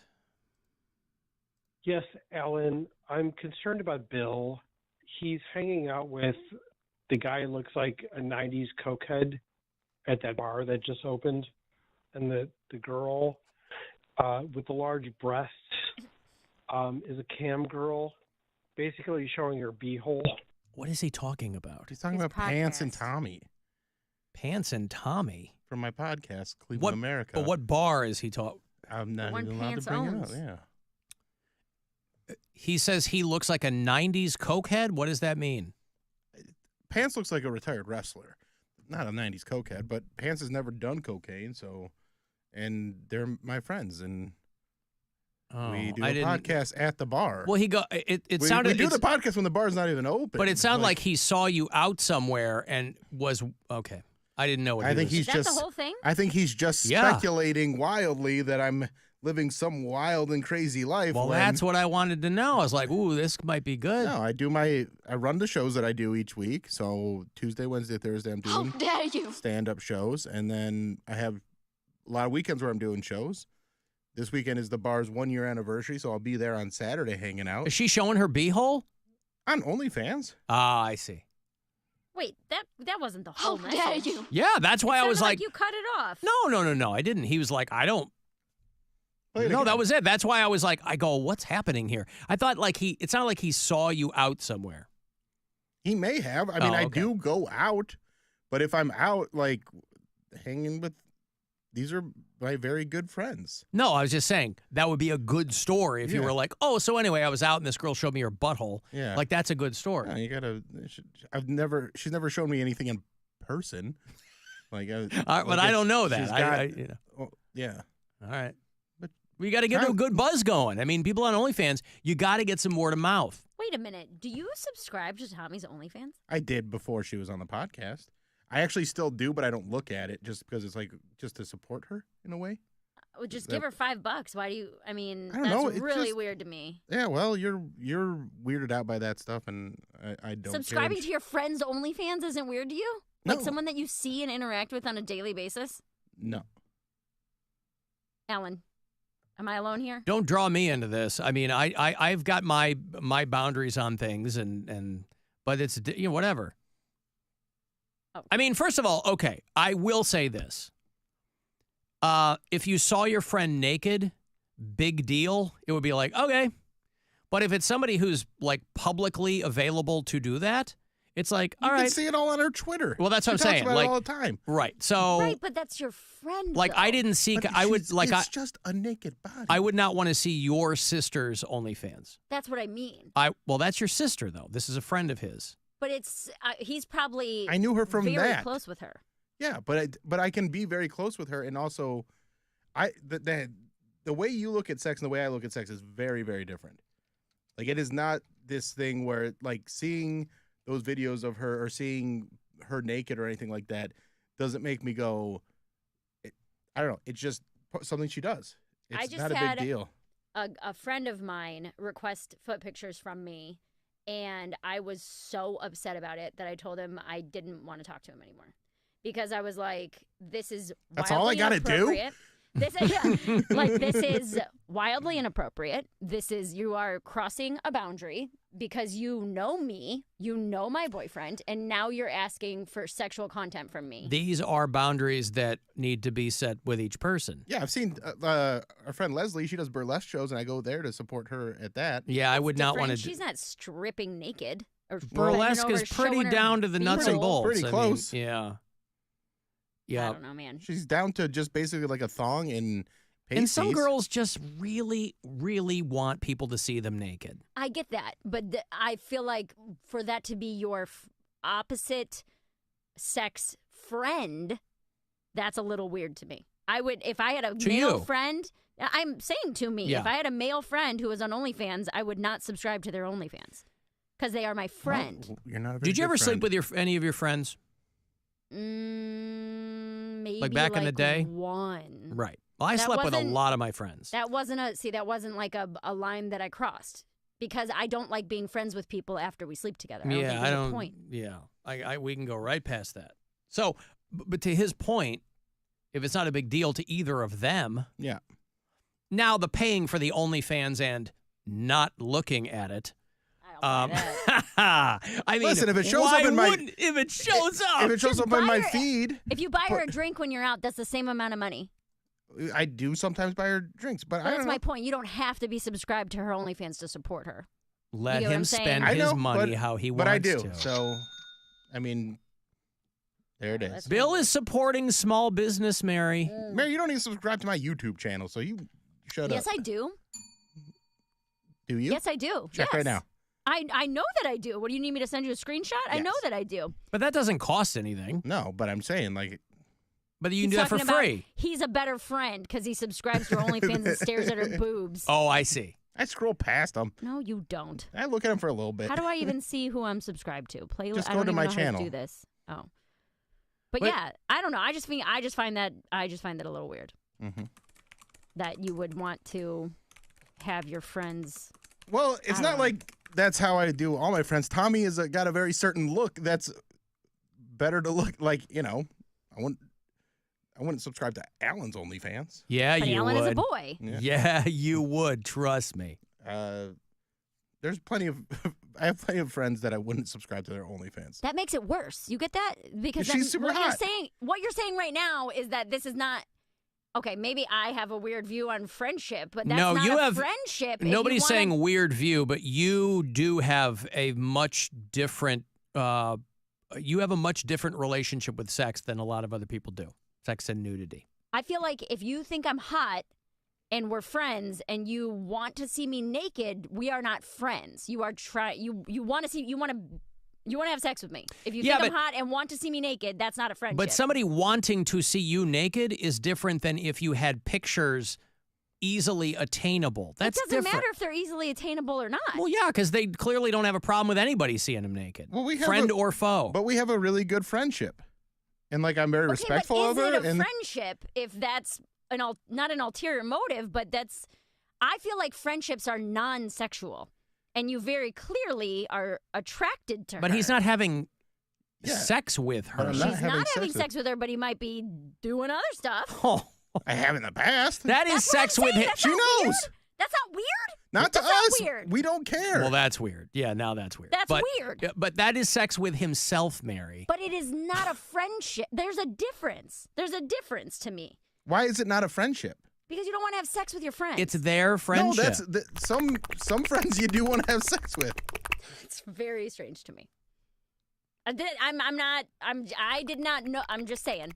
This is new information to me, and that's weird to me. That's a strange thing to do to a friend.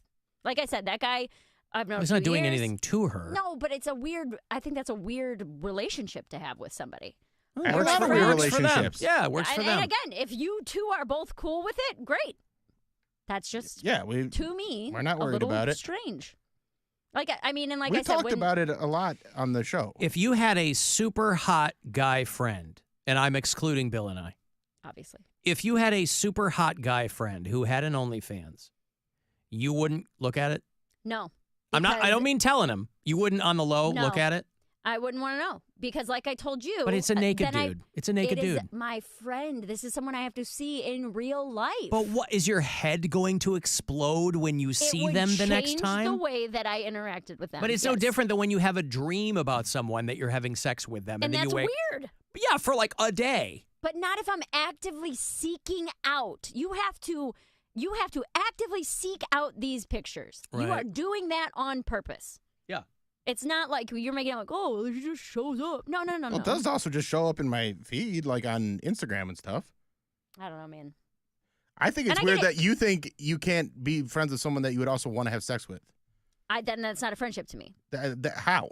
Because now you want to have I don't think that friendships have a physical component to them. Have you ever heard friends with benefits, Mary? Yes, I've had them. And literally it is hey, Thursday at 5, yep, and when we'll hook up and then maybe go eat dinner afterward, but we're not like hanging out 4 times a week and then also sleeping together. That's a relationship. But some people might just think of it as friends. Tommy's also polyamorous, so she has a husband and a boyfriend, then she dates people as well. Like Who's got time for that? Tommy does. God bless America. I'm not hung up on sex Listen, I just don't think it's a big I am more prude deal. than most people. I understand that. Right. I'm not prude one-on-one. I'm not like when it's just me and the guy, all would do whatever. But like when it comes You to and your not friend? me and a sexual partner. Yeah.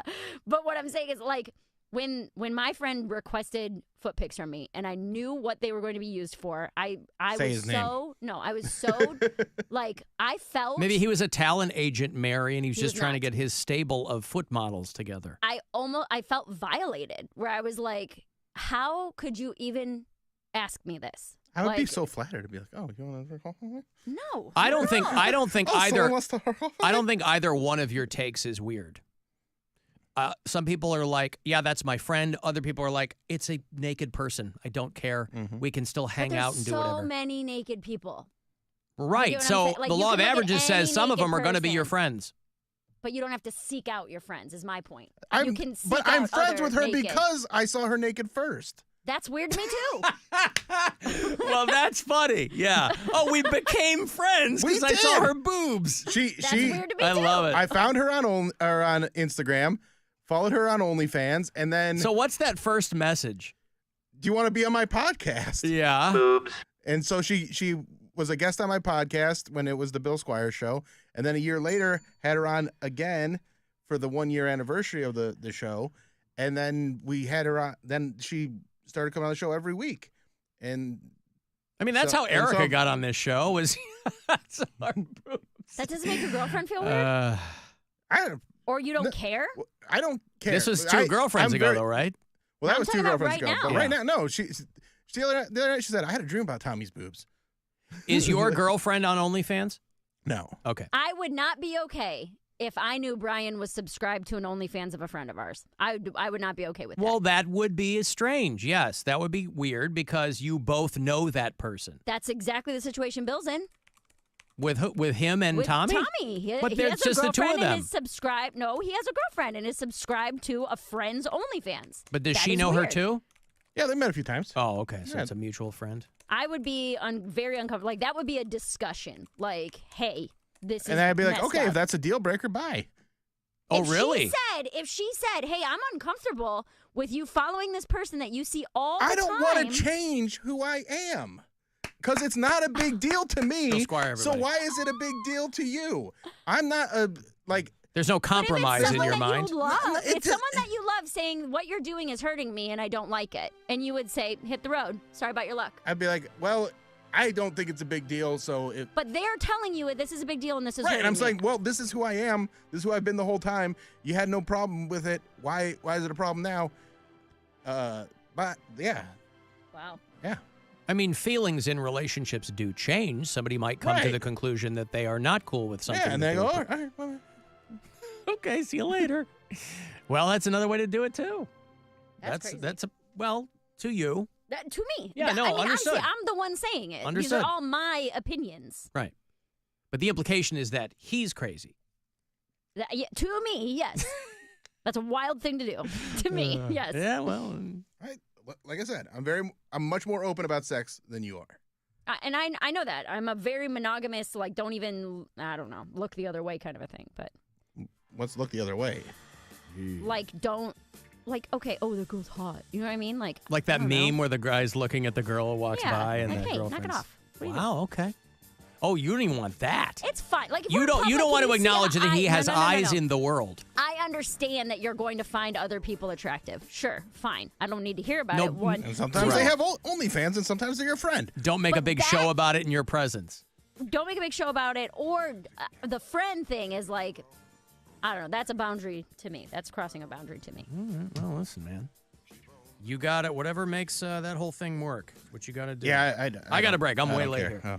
here. If you want to send a text 35192, I will have those passes for the Gilmore Project. If you're a Pink Floyd fan, we'll do those coming up. It's the Alan Cox Show. Everywhere on our free iHeartRadio app. Or whatever smart device you have. Just tell it to play the Alan Cox Show on iHeartRadio. From the Mr. Hero I crave the hero. Weather Center. WMMS weather. Mostly cloudy tonight, down to 60. Tomorrow and Saturday, chances of rain and thunderstorms. Tomorrow's high 73, Saturday's high 75. On Sunday, mostly sunny with a high of 77. This report is sponsored by Mattress Firm. Mattress Firm's Memorial Day sale is here. Save up to $500 on select adjustable bed sets like the all-new Temper Adapt collection with advanced pressure relief to help reduce aches and pains. Plus, get a $300 instant gift for pillows and more. Hurry into Mattress Firm today. Blue Falls and Conrad's, keeping your car clean and safe on the road. Hey there, it's Alan for Northeast Factory Direct. You know what? The kitchen in your home, unless you just renovated your kitchen, most people will say it's the room they would really like to give a makeover. And it's super easy to upgrade to a brand new design that you have helped to do. You don't have to do it all yourself. They have kitchen designers at Northeast Factory Direct that can really take what you've got already. Maybe you're starting from scratch. Maybe you've got some measurements, some ideas of what you're looking for, and they will put the whole thing together for you. The best part is the appointment, the design are free. There's no obligation, and you're saving a ton of money because you're at Northeast Factory Direct. All of their cabinets come standard with things that other stores would charge you extra for, right? So you'll get high-end cabinetry and countertops and flooring, even high-end appliances at Northeast Factory Direct, and you'll save yourself a ton of money in the process. So you can make an appointment with one of their kitchen designers. The appointment, the design are free. There's no obligation. You can call them and make one at any one of their locations, or you can get online and look around, northeastfactorydirect.com.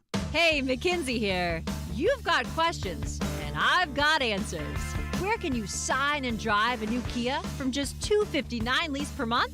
Can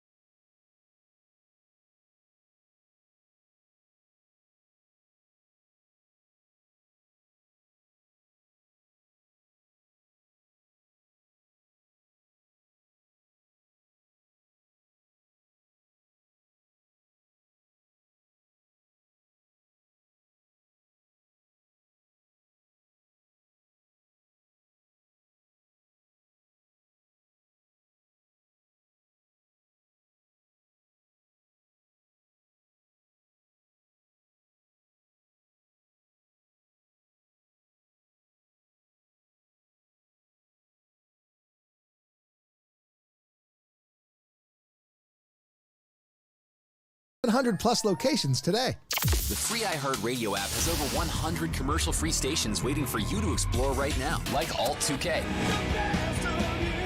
A commercial-free look back to alternative from the 2000s. Just take some time, little girl in the middle of the ride. With Foo Fighters, Weezer, Linkin Park, Green Day, the Red Hot Chili Peppers, and more. Just open the free iHeartRadio app, search Alt 2K, and listen now. iHeartRadio, free never sounded so good. iHeartRadio. It's time to give stuff away. Alan Cox gives stuff away. Okay, if you're a Pink Floyd fan, the Gilmore Project is through this summer, next month, in fact, performing the 50th anniversary of Wish You Were Here, the biggest production that they've taken on the road to date. It's going to happen Friday, June 21st. Out at MGM Northfield Park. The tickets, the info, everything else at Ticketmaster.com. So be caller 10, and you'll get my last pair this week for the Gilmore Project next month. Good luck. 216-578-1007 or 800-348-1007. They try to keep the fighting to a minimum, but only because the makeup sex would be awkward. Well, I can never unsee that. This is the Alan Cox Show, 100.7 WMMS.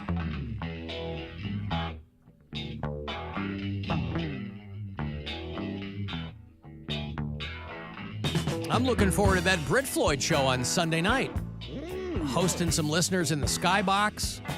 My son's coming in for it. It'll be a lot of fun. Can't wait. I got money for you here in literally a couple of minutes since I hit that break late.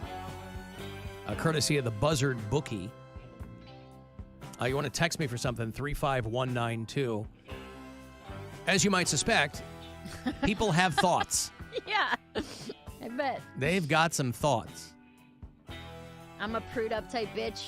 Well, there's some of that, but there's probably a lot of people that think I'm disrespecting people, blah, blah, blah, and I just don't care.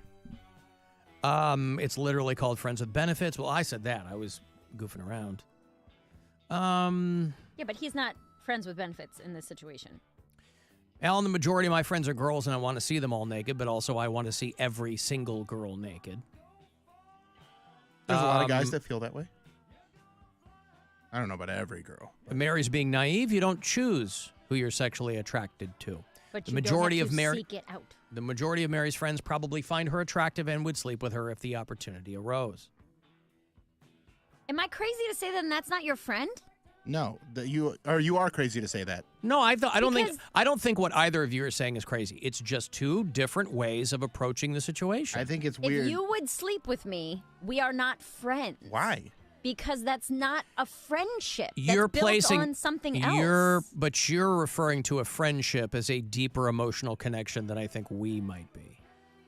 She's only got a lot of best friends. I don't want to sleep with any of them. Well, they're all female too. Right? I mean, I don't know.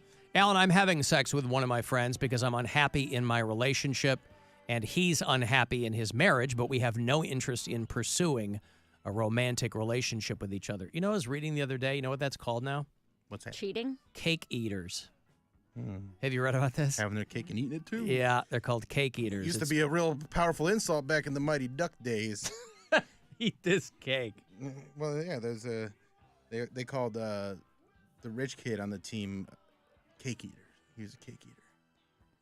Alan what celeb does she want to have sex with? Couldn't she be friends with that celebrity? Mary's made it very clear that if she has sex with somebody, she can't be friends with them. Or that if you even want to. It's the old When Harry Met Sally If thing. you want to even have sex with them, you can't be friends with them. No, because that doesn't seem like a genuine friendship to me. If you want to have sex with somebody, then you're not. For me, if I want to sleep with somebody, then that is different than having a friendship with them. So to you, it's different, not in addition to. Because I slept with a lot of my female friends, and a couple of them, we were very, very close, very good friends.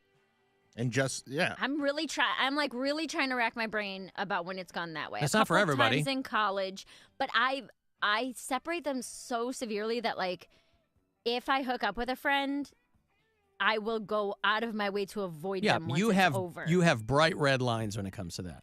Right. A lot of well, people and don't. I also have a pretty firm stance on I don't think you should be friends with your exes. I think that is not crossing a boundary, but I feel like you didn't work for a reason. There's no reason to have this person in your life anymore. But if you work as a friend, like Carly is my very good friend. You don't need to be friends with them. There are so many people that you can be friends with. Let me Why do give- you have to be friends with someone that you had sex with? Hold that thought. Let me give away Because this we're money here. friends? Let me give away this money. It's $1,000. It's your second to last chance to win today. So listen, it's courtesy of the Buzzard Bookie. Good luck.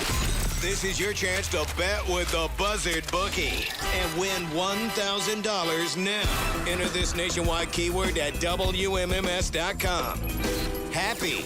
That's happy. Enter it now at WMMS.com. There's things that we've talked about that I like would be way bigger situational like problems other than someone having sex. Like that's I don't know, just like some of the stuff that you've told me exes have said to you and stuff. Just it's wild. Mary, what does it you only went go with. one way? What do you mean? Okay, if you begin as friends and then you sleep together and you're like, we can't be friends anymore. If it was somebody with whom you were sleeping, would you be able to develop a friendship with them? I don't think I have ever done that. Okay. I don't think I've ever met someone like off of a dating app or something. We slept together and then we're like, this isn't working out, but we should still hang out. Because in my mind. But a lot of people do that with exes. I never understood the whole I being don't friends get with it. your ex thing because I'm like, if you don't want to spend don't time like with them. me, right, I don't want to be. I mean, I got dumped more than I ever got to dump other people. So it was like, wait, you don't want to hang out with me anymore, but you want to be friends? So I never understood that, but plenty of people make that work. There are two people that come to my mind that I was friends with before we slept together. But I will say there was always an ulterior motive specifically for me when I'm like, this guy is cute. And we were friends kind of situationally, but it wasn't hidden that we were attracted to each other. But you don't have a lot of guy friends. I am a stand-up comedian, Alan. I have No, those are majority guy no, those are friends. work acquaintances. Well, that's what I mean, like, I Those feel are like those I'm are people you around run men, into. Those are people you run into because you're around them in the club. But that's really all that I do. Right. That's what I'm saying. They're work acquaintances. They're like not. They're I mean, they're my friends. I would refer to them as my friends. I guess Well, maybe I wouldn't. If call the them all on opportunity the phone. arose, each and every one of them would have sex with you. But here's what I'm saying is that even when, a friend of mine, we had like the same group of friends. We always had a flirty thing. We ended up hooking up for like a couple months right after I called off my wedding. And then after we stopped hooking up, I don't think I saw him again for like 2 years because I was like, this is weird to me. This is uncomfortable. I don't know why I don't have to be friends with you. Like, it didn't work out. Yeah, we were friendly before, but that didn't work out, and I have 100 other friends. Alan, I'm with Mary. You can't change people. If Bill was dating somebody who had a problem with it, then they probably shouldn't date. Yeah. And that's fine, too. I get that. Not having to change, like, who you are at your core or whatever, sure. Like, I'm all about personal growth, but it's got to be on my terms, not just to make somebody else happy, because then I'm not going to be happy. It should be a mutual thing, not on either of your terms. Like, for you to come at it and say, well, it needs to be on my terms, I mean, that's just as confrontational as her saying, I don't like that you're doing this. Right. What I'm saying is, I ain't changing. I see that. Don't try to change me, baby. Can't change. But again, if everybody's cool with it, yeah, cool. If everybody involved is like, yeah, this isn't weird at all, then that's great. That's great for you guys. You know, my sister has an OnlyFans, and she talks about like people who she knows or that she went to like high school with that are like subscribed, and she talks to on there, and I'm like, that's so weird to me. It is so weird, to but me. guess what? You're doing it to make money. And if those people are giving you money, that's all And that that's you're exactly doing what that she for. says. Right? I get it. She's not running a free OnlyFans. She's making money. And if people she went to high school with want to pay her money. Sure. Yeah, one of my very good friends is somebody that I've dated. We didn't work out. We didn't even really have to break up because we only hooked up a couple times, but she's a really good friend of mine. And we talk all the time, but it's not like we're trying to, like, that's behind us. It's just kind of like it's evolved. I guess. Yeah, I'll sometimes never it's a swing and understand a miss, but you can still maintain the friendship. Yeah, I have several friends like that, where something happened, we tried to make it work. That wasn't for us, or we just hooked up a couple times. And then So Mary, you would feel that you feel this way when you're single and when you're in a relationship. What do you mean? Well, would you feel this way? I mean, you said I wouldn't like it if Brian was like looking at someone when we were out. No, not that. Not even that. Like I'm not that crazy or jealous or anything. Like if we're out and there's a very clearly hot person, yeah, you're gonna look. I get that. I would have a problem if we had a mutual friend and Brian was subscribed to their OnlyFans. Like that would warrant a conversation. Well, because that would be like to me, that's essentially cheating. A lot of people are texting, and I think they're twisting it a little bit. They're like, "Oh, so I can't be friends with my wife." That's not what you're saying. No. Right. No, I'm not saying that at all. Right. Mary's saying, I can't be friends with your wife. Yes, actually. Keep Bill away from your wives. That's right. No, but if we had a mutual friend and I knew Brian was subscribing to her OnlyFans for obviously what that is for, I'm like, okay, so this is a person in our life that you're attracted to enough to seek out their content and, toss off to it. That's a problem to me. Where I'd be like, hey, then go be with that person. Alan, please tell Bill he's disgusting. And by the way, what's that Twitter handle so I know what to avoid? Tommy LC.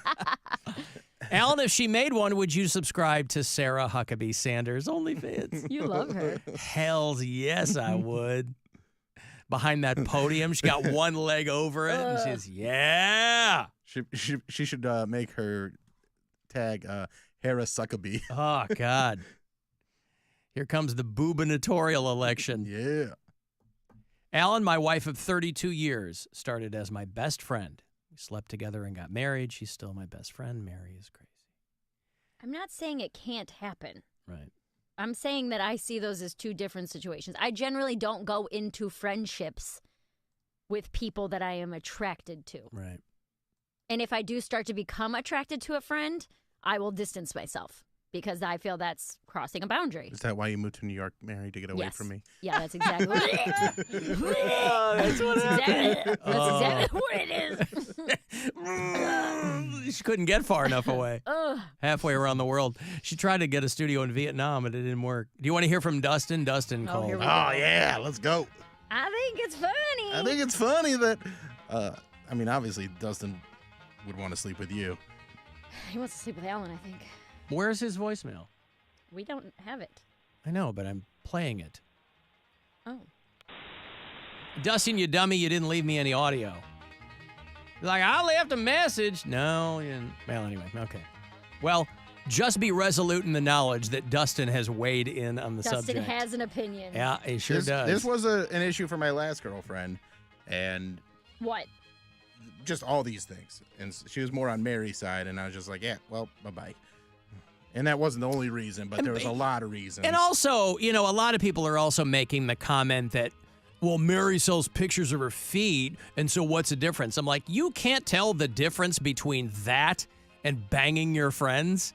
Or actively seeking out pictures of their hole? I mean... Right. Mary's very firmly in the no hole category when it comes to... It is literally knees down. Yeah. And the people who request them... I'm pretty sure all using fake emails. Except that one friend. Except that one idiot who used his work email like a dumbass. Keith Kennedy, you moron. Yeah. Come on, man. He did it on the iHeart one.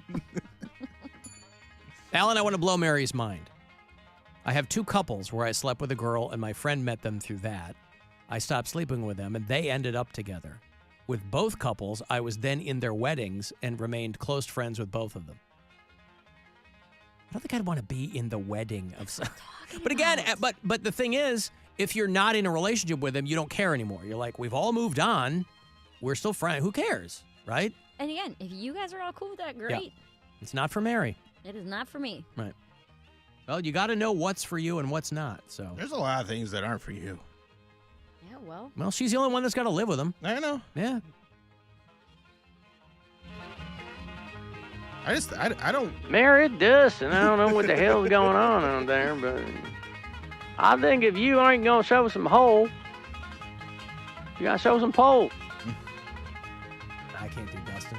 You did a pretty good job. All right, I got to take a break here again. If you want to send a text, 35192. I do want to move on, of course.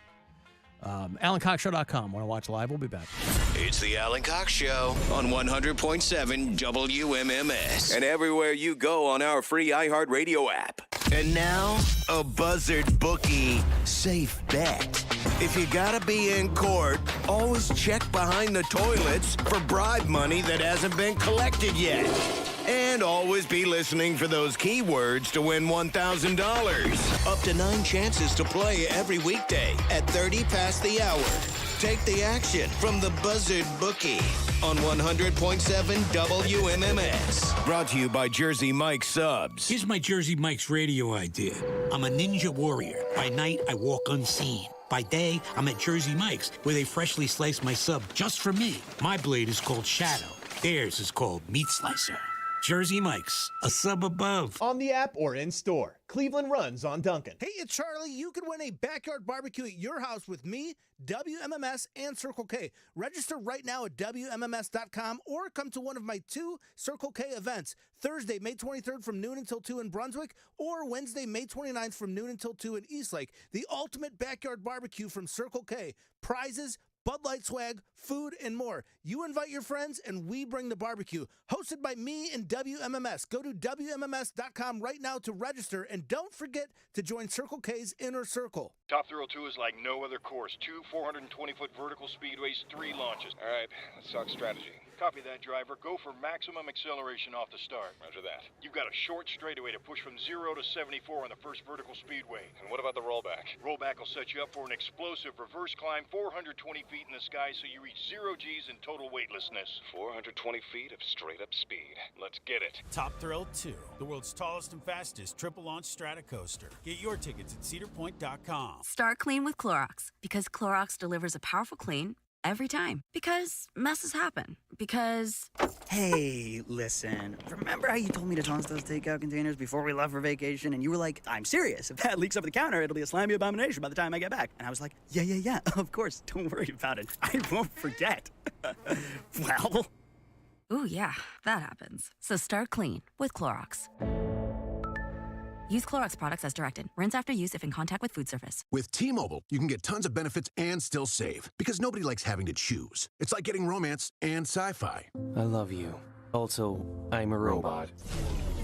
At T-Mobile, you can get the benefits you want and still save on every plan versus AT&T and Verizon. See how with our savings calculator at T-Mobile.com/switch. Plus, switch and keep your phone. We'll pay it off up to $800. Via virtual prepaid card in 15 days. Qualifying unlocked device, credit, service, and timely redemption required. Card has no cash access and expires in 6 months. See T-Mobile.com.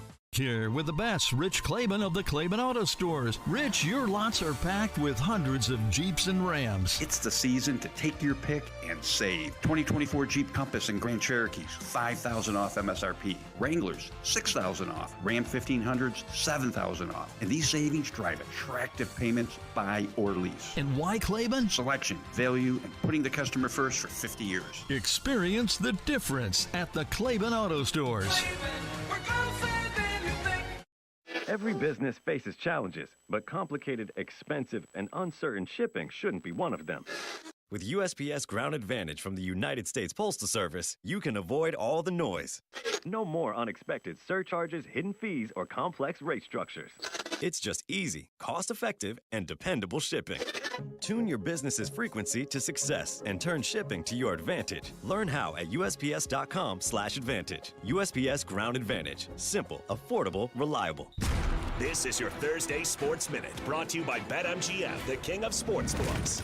NBA postseason tonight in Minneapolis. Game 6 between the Timberwolves and the Nuggets. A must-win game for Anthony Edwards and the T-Wolves, down 3-2 in the second-round series. Minnesota, a 2.5-point home favorite. Over-under total points, 203.5. Tomorrow in Indianapolis, Game 6, Pacers and Knicks. Jalen Brunson and the Knicks, a 5.5-point road underdog. Total points, 215.5.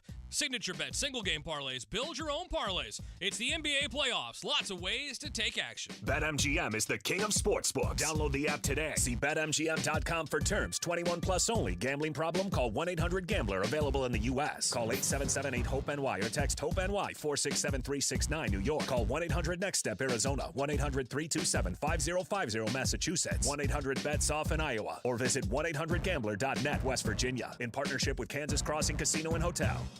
The Home Depot has Memorial Day savings up to $500 off select laundry appliances from top brands like Samsung. Wash and dry in one cycle with the Samsung Ultra Capacity All-in-One Washer-Dryer Combo from the Home Depot. Then, enjoy your summer while your laundry takes care of itself. Right now, get Memorial Day savings up to $500 off select laundry appliances at the Home Depot. How doers get more done. Pricing valid May 16th through June 5th. U.S. only. See store online for details. Mr. Hero introduces its newest bud, the Rockin' Reuben, a rockin' good sandwich at a rockin' price. Right now, get the Rockin' Reuben for just $1.75 with the purchase of any sandwich. Get rockin'.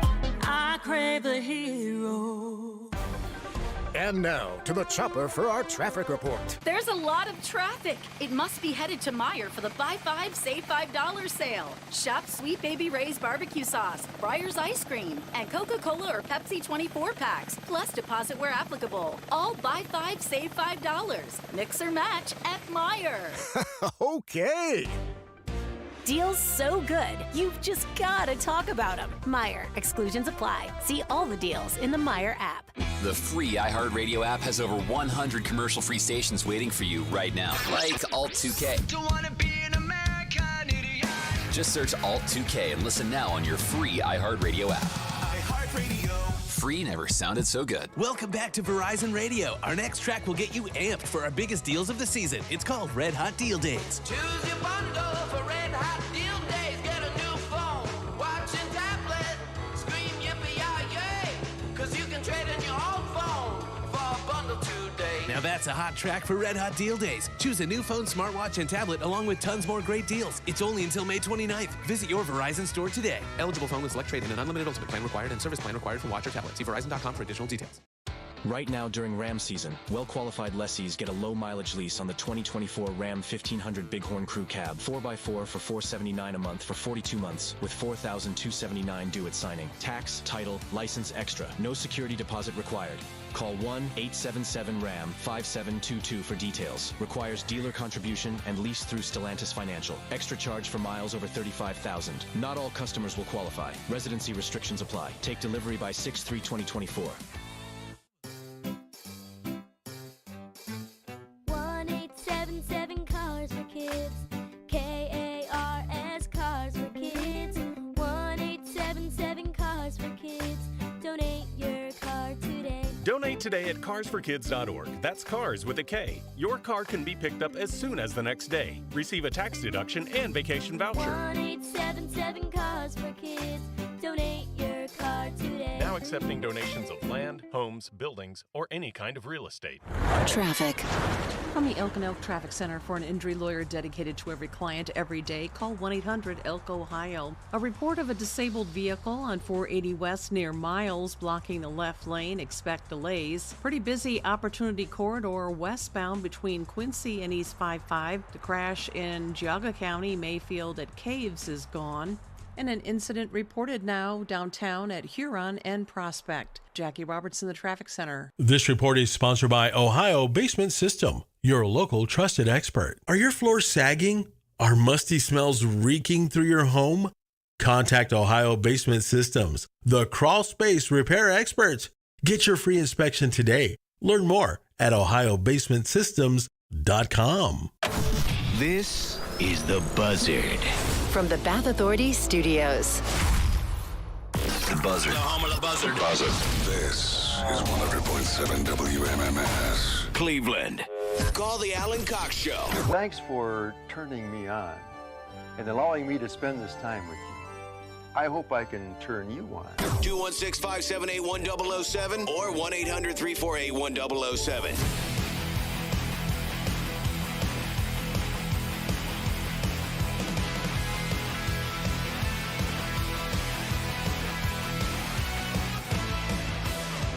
No Friday Get Down this week. I know. 'Cause I'm out tomorrow. And then we're back on Monday. And then we'll be gone for Memorial Day week Monday. A little bit of back and forth. Next week on the show, if you want to join us on the Cleveland Funny Bus all through May and June, every Wednesday, Bill and I are alternating weeks hosting, so you'll get me next week. Monday and Tuesday, I will have tickets for you to win. I think the bus is otherwise sold out, but you can see upcoming Wednesdays at funnybus.net. It is a lot of fun. So if you've never joined us for that, you absolutely should. All the details are there. You click on Cleveland, and then you find the Alan Cox Show logo. Funnybus.net. So Monday and Tuesday, I will have those passes for you to win. If you want to go see Third Eye Blind in July at Blossom, get you set up for that. Rise Against is back this fall. Nick Swardson, if you're a fan of his comedy, he has announced that tour called the Toilet Head Tour. He'll do the Goodyear Theater in September. I got a shot for you and a friend or a loved one to go to Hawaii. Trip for two to Hawaii, courtesy of Kona Brewing Company. So I'll qualify you for that trip next week.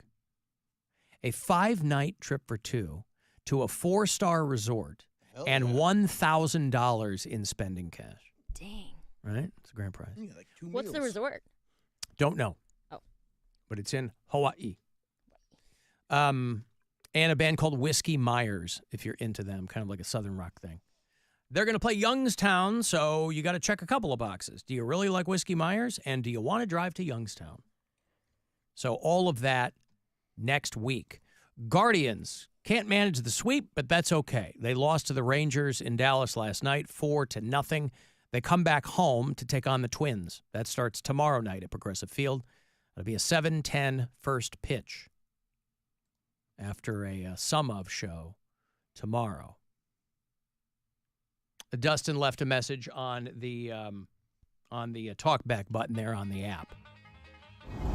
Alan, I'm so sorry about the technical difficulties, man, so I figured I would do the talkback button.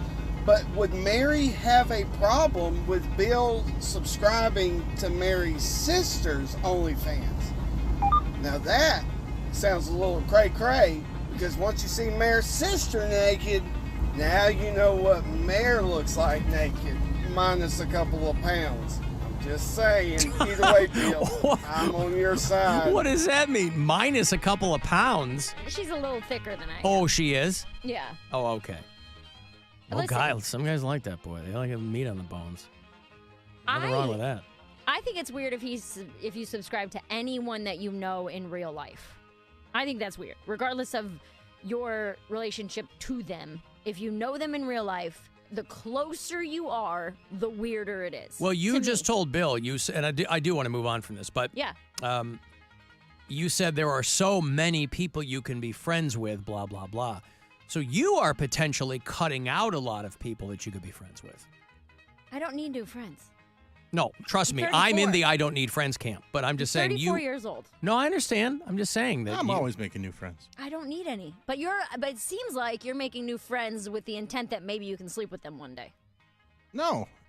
Okay. I like nothing's off the table for you is what it feels like. I mean, why should things be off the table? I'm not making friends just to sleep with. That's never my intention. You and Pants have never slept together. You don't know that. Yet. You're right. I don't know that. No, I know how you're into retired wrestlers. But I meet people all the time. There's, Bill's a man about town, Mary. He's out there. He's a bon vivant, and I all hang right? out with people, and so there's always new people coming through the comedy scene that I become friends with, and there's people that I don't know. I just have a very social life, so I'm not gonna. So do I. But you don't want new friends. No, what I'm saying is, from what Alan is saying, I'm cutting out a lot of people that I could potentially be friends with. Like, I'm not out looking for hot new friends. Like, since I've come to New York, I have a new group of bowling friends. Not sexually attracted to any of them. Just go play bowling. Well, they're bowlers. And hang out. Why would you be? You know what I mean? There's a difference between sexually attracted but like knowing they are attractive. You can know someone is attractive and not be But attracted right. to them. Right. Does that make sense? And there's and Nobody's here's the arguing thing. that. I can think someone's attractive and be attracted to him, but still not be like, the only reason I'm their friend is because someday it might happen. That's a wild way to look at things. I'm not saying that you do. I'm saying it's weird that you are subscribed to an OnlyFans of a close friend of yours. No, That is weird to me. it's how we met. Well, there you It's go. our bond. It's a- $5.99 a month. Hey, listen, relationships have to be somewhere. Again, he's a small business booster. If you listen to us on iHeartRadio, tell me where you do it. I'd like to know where people are. Chad listens up the road in Erie, Pennsylvania. Sasha is in Portland, Oregon. Darren's in Honolulu, speaking of Hawaii. Michael is in Tucson, Arizona. Andrew is in Newark, New Jersey. And Melanie listens in Smithfield, Tennessee. We have a lot of people in the great city of Baltimore, Maryland. And you know who has a house there? Big old house. I'm not sure how he landed on Baltimore, but Kevin Spacey has a big house there in Baltimore, and he's worried he's going to lose it because of all of these allegations that were summarily proven false in a court of law. He was cleared by the courts in the UK when people accused him of things, and he was cleared in the United States courts against these allegations of sexual assault. And so some of his celebrity friends now have come to his defense and say it's time to move past blackballing Kevin Spacey. I think he's done like 1 or 2 movies over the past 6 or 7 years. One of them was like an Italian movie. Basically, you're going to take whoever wants to pay you. But he hasn't worked very much otherwise, and he's had to spend all this money on lawyers, and so he's concerned now that he may have to sell his home in Baltimore, which he says is in foreclosure.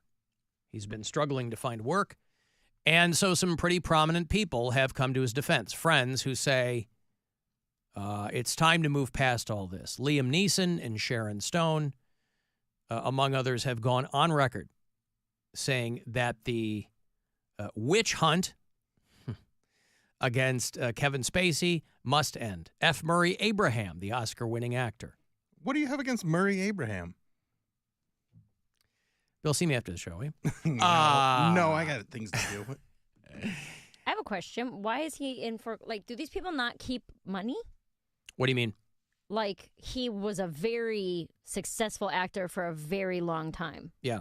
So he doesn't work for a couple of years and then all of his money is gone? Well, I mean, if you have multiple lawsuits, you're paying Well, I guess lawyers that's true. $400 an hour. I mean, yeah. Yeah, and then you also have to think that a lot of people live, if he owns all these different houses, like trying to keep up with that lifestyle that you're living when you think it's just going to keep coming in is really difficult to do. So Kevin Spacey, who we talk all the time about separating the art from the artist. And before it was determined that there was no real case against Kevin Spacey, it was hard to tell. But I love Kevin Spacey. I'll watch him in anything. And as it turns out, he was right when he said that it was a rush to judgment and he got swept up in the whole Me Too thing and people were coming out of the woodwork because he had always been very coy about his sexuality. And all he said he wanted when these people leveled these allegations against him were they're like, well, if we're going to do this in court, let's do it in court and figure it out. But people are saying it's time.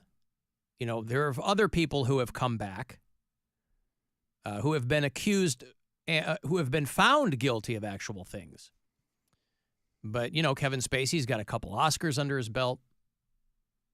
And went through a couple of trials in the U.S. and the U.K. And so his friends are all coming to his aid. But he was a big deal for a while. One of his, people think The Usual Suspects, American Beauty, those are the movies he won Oscars for.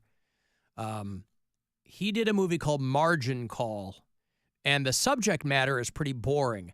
But the cast is so stacked in every role. I just love that movie. There were a couple movies like that about the financial crisis.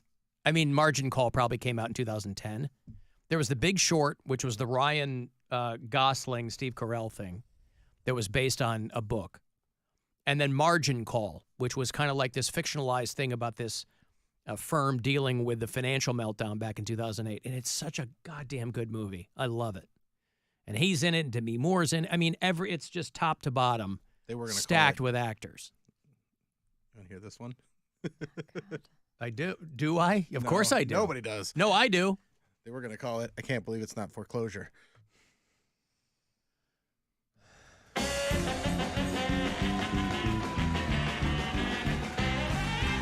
That's what Margin Call was going to be called? Yeah, like margarine. I told you it was terrible. I said it was I bad. didn't even get it. Margarine from margin. Listen, I knew it was terrible. Call. But it was just in my head. I'm like, you know what? I'm going to let this rattle out of my stupid mouth. Listen, when I'm at home and my daughter goes, why are you like this? I go, I can't help it. Mm-hmm. I have to purge these things. Yep. And then once they're out in the world, I'll take my lashes. But come on. Margarine Call. So, yeah, I would love to see Kevin Spacey. I mean, the last movie I can remember seeing him in was Baby Driver before everything blew up. I don't know. That was kind of his kind of swan song at the time.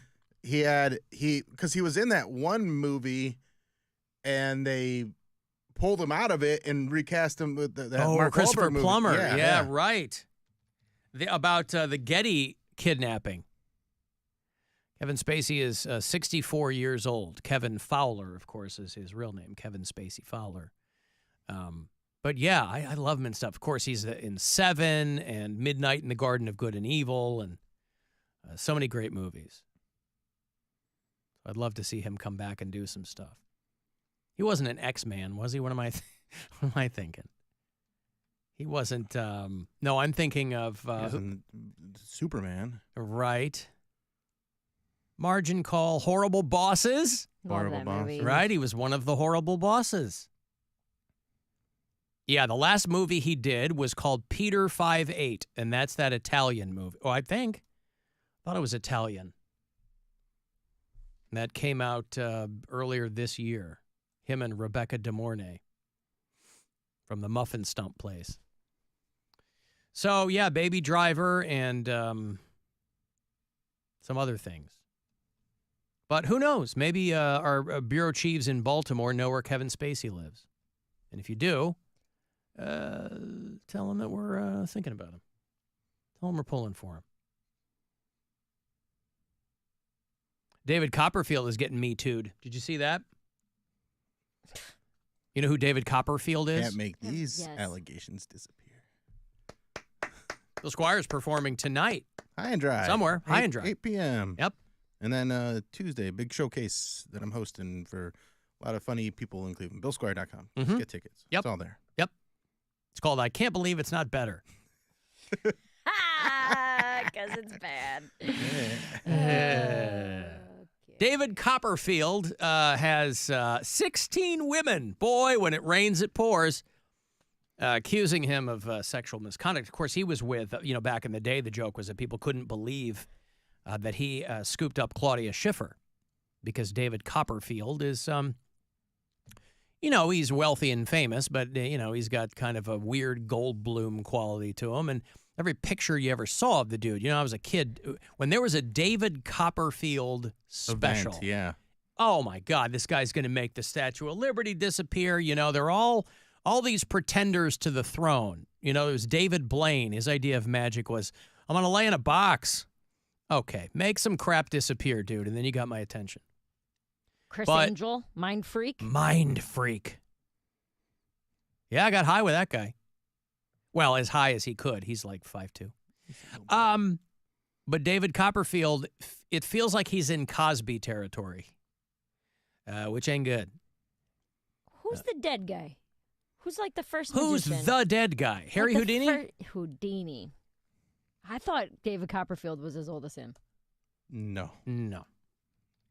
I remember one of the Bushes called themselves David Copperfield, right? Remember when Bush 41? 7.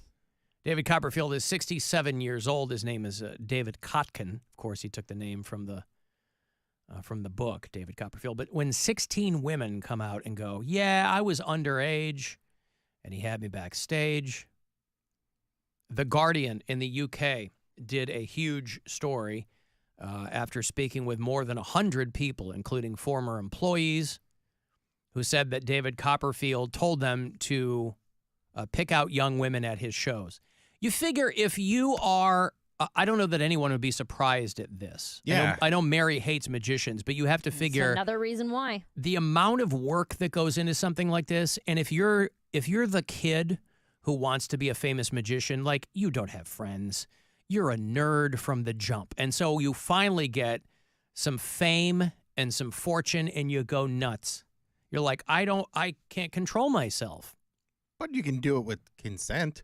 Well, no, I'm not defending him. I'm saying in your brain, there's all these people that like become famous, but they were nerds and they don't know what to do.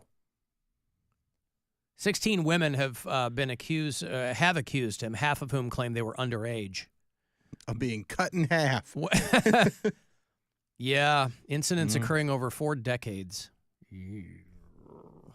So yeah, it's got a real, whatever comes out of this, it's obviously going to be a pretty protracted situation, but it sounds, it's got very Cosby vibes to it. He was doing that, like he was like drugging them. Yep. Yeah. Wow. Yep. One woman. Were they drugged or were they under a spell? Boy, that's a really good question. I mean, they have to. I'm not even joking. Like, can he say, well, I didn't drug him, I hypnotized him? Oh, power of suggestion? Or like they consented to be hypnotized. God, can you imagine if that was his Or he was just doing sleight of hand. I'm dead serious. Yeah. Your I'm Honor. dead serious. Here's my one hand. Where's the other one? Like, if they can, I mean, I know that sounds crazy, but I'm like, if he was just showing them very up close inside magic. Very inside. That's what I mean. But they signed off on it as long as, if, I don't know, is that illegal? Well, also, because one of the girls says that she had sex with him when she was 18 and believes that she was groomed because he met her when she was 15. He gave her his phone number and a teddy bear for Valentine's Day. And then when she turned 16, he said he sent her a note that said, "In 2 years, I will be back." Oh, God. The Sperminator. She was 17 when he invited her into his limousine and pushed her head toward his crotch. This is where, in Vegas? Where does this guy live? I don't know where he lives. Don't know. I think he lives in Florida, but I think this stuff probably everywhere. Yeah. And then they had sex when she was 18. Of course, all of his lawyers deny all of this, say that it was consensual. I was a young schoolgirl infatuated with a man who was famous, and I think he used that to benefit himself. Another woman said that Copperfield invited her and a friend backstage for a drink after one of his shows in the 90s. She was handed a glass of Sambuca that made her feel really weird and then fuzzy before blacking out. Okay, that's good. She said she woke up and Copperfield was having sex with her. So, yeah, it's all real gross. But, boy, when it rains, it pours. I mean, a story like that comes out because they've been researching it for a while. They're getting all their journalistic ducks in a row and then putting it out. And you know, they have to hit you up before they print that. Mm-hmm. They go, hey, this story is going to be in The Guardian next week. Do you have any comment? And obviously you call your lawyers and they say don't talk to anybody. They say there's simply no possible way that David Copperfield could have groped an audience member during a performance. He's a magician. Yeah. In 2007, he was accused of luring an ex-beauty pageant model to his private island in the Bahamas and assaulting her. So this ain't his first rodeo, right? I mean, every few years, somebody comes out and goes, yeah, I was 19 years old and he put something in my drink. But, like, luring somebody to a private island, like, that's not, when you have the means, who's turning that down? I was going to say, do you really have to lure someone to a private island? Like he's offering, and then when they get, like, I'm not saying he did or didn't do anything, but I wouldn't say he lured her there. I think he said, hey, I got a private island. You want to come hang out? Is that luring or is that inviting?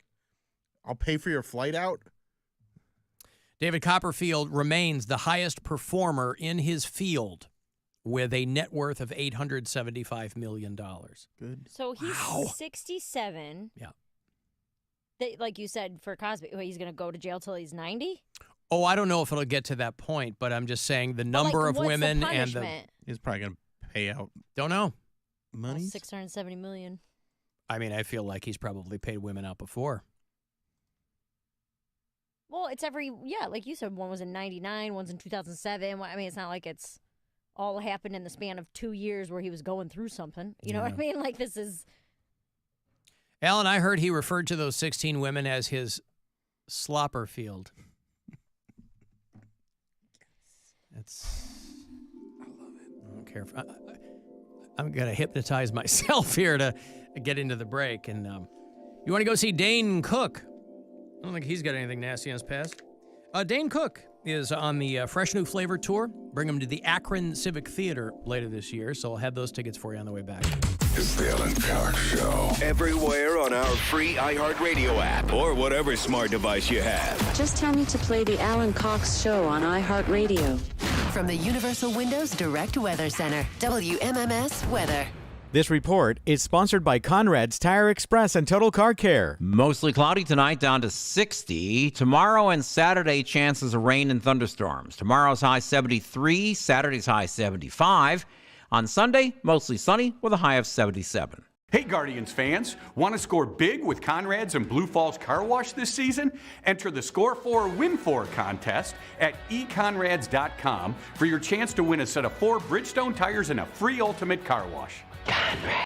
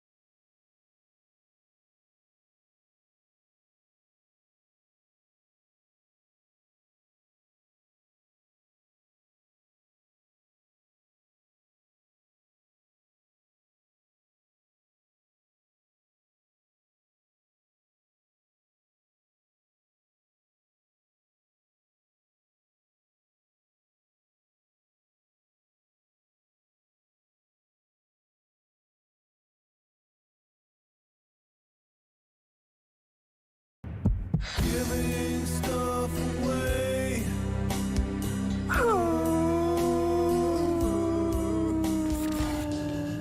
You want to go see comedian Dane Cook. He's going out on the Fresh New Flavor Tour. All new material. Going to hit the Akron Civic Theater this fall, Thursday night, October the 24th. Tickets info, everything else at Ticketmaster.com. Call 10. Get my last pair this week. To see Dane Cook in the fall. Good luck. 216-578-1007. Or 800-348-1007. The Alan Cox Show. The official show of those weirdos who ride shotgun with their bare feet on the dashboard. You're a weirdo, but let's do this. On 100.7. WMMS.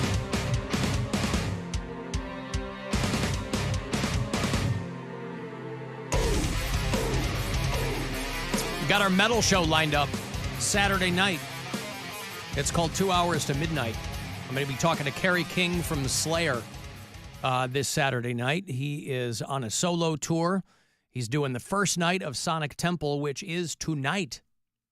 So if you're headed out to Sonic Temple tonight, you might see him. I think he's the headliner on the second stage, maybe.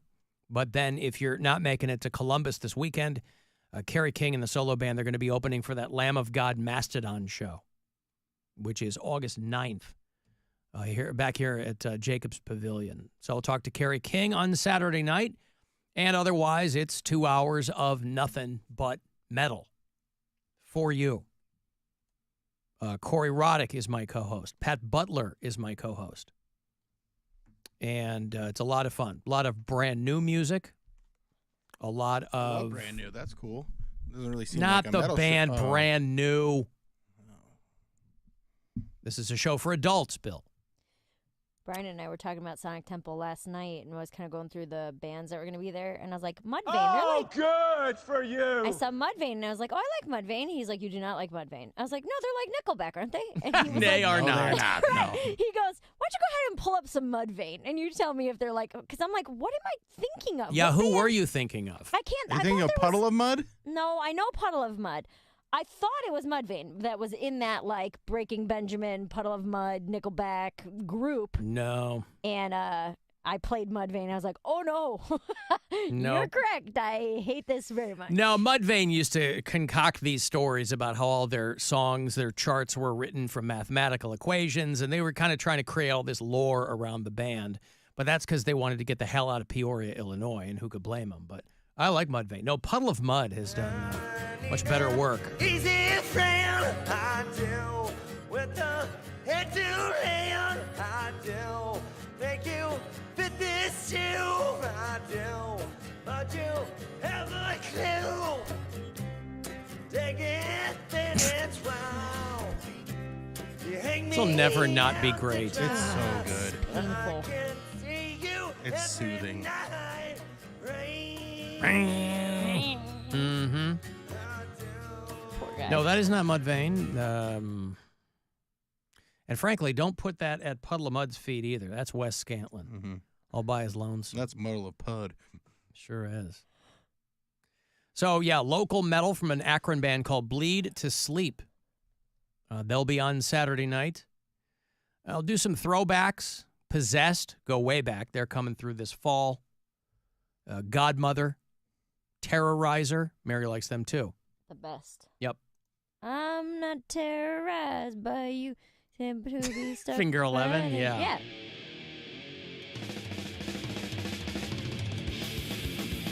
I don't hate this part. I'm sure I'm not going to like it in about 10 seconds.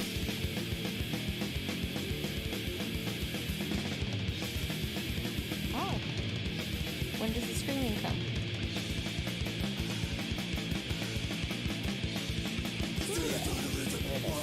It is.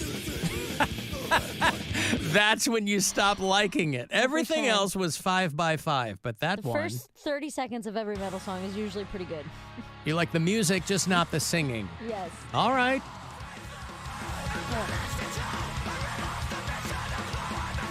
Next, you're going to tell me you don't like this. All right. Well, anyway, I hope everybody will come to the show. And I'll come. How about that? thank you, dear. There's a P1 for the metal show. So, yeah, 2 hours to midnight is this Saturday night. We will not be on next weekend. There's a late West Coast Guardians game. So, Saturday night, 10 o'clock, 2 hours to midnight. Love doing that show. And we'll talk to Carrie King. Do you remember, you might not even remember the actor's name, but you might remember the character he played. An actor named Darius McCrary. Good name. He played Eddie Winslow I just saw this on Instagram. Family Matters. Mhm. We were talking about OnlyFans earlier, and you might have seen Eddie Winslow, the character's name, trending on social media because Darius McCrary showed up in an OnlyFans video with a transgender model named Sydney Starr. And he is denying that they have a romantic relationship. But other people are saying, possibly not. And I say, what's the matter with that? That, dude, being gay and stuff, I feel like is still pretty frowned upon in black communities. Well, you might be right. But he says, y'all are discussing rumors that aren't true. Now, I didn't watch Family Matters. I probably watched a total of 2 episodes of that show. I thought Eddie Winslow was the actor's name. I didn't know that Eddie Winslow was the character's name. Carl's the dad. Carl Winslow? Yeah. I know him because he was in Die Hard. That's what I knew. Reginald Vell Johnson. Yeah. And I think that's the name of the school. What show has Reginald Vell Johnson School? Is it Pinky Malinky or one of those kid cartoon shows has Reginald Vell Johnson High School as a nod to him? But this Sydney Starr has been on all of those reality shows that Pound Cake likes, like Love and Hip Hop, Baddies, ATL. And Eddie Winslow says they're not doing anything. But also, who are you to tell me who I can hang out with? Right? Yeah. So, he's right. Sydney Starr has previously hung out with rapper Chingy. What was Chingy's big song? Right there. Oh, I like it when you do it right there. That was Chingy. Switch your hip in your bucket and get to stir. And Holiday Inn was Chingy too, yeah? Holiday Inn and Luda? Mm-hmm. Yeah, bomb man. Cool. You got the bomb. Oh, you got it, bomb. Oh, you got some bomb ass bomb. I know you got the bomb. What you doing? Chilling at the Holiday Inn. Every song from them just sounds like Snoop. Because he's in everything. It's good club music. They don't Yeah. make club music like that anymore. Do you go to clubs? Yeah. I do. Bill, you don't know anything about me. What was the last club you were at? Don't worry about my dance clubs. My nightclubs that I go to, that I frequent.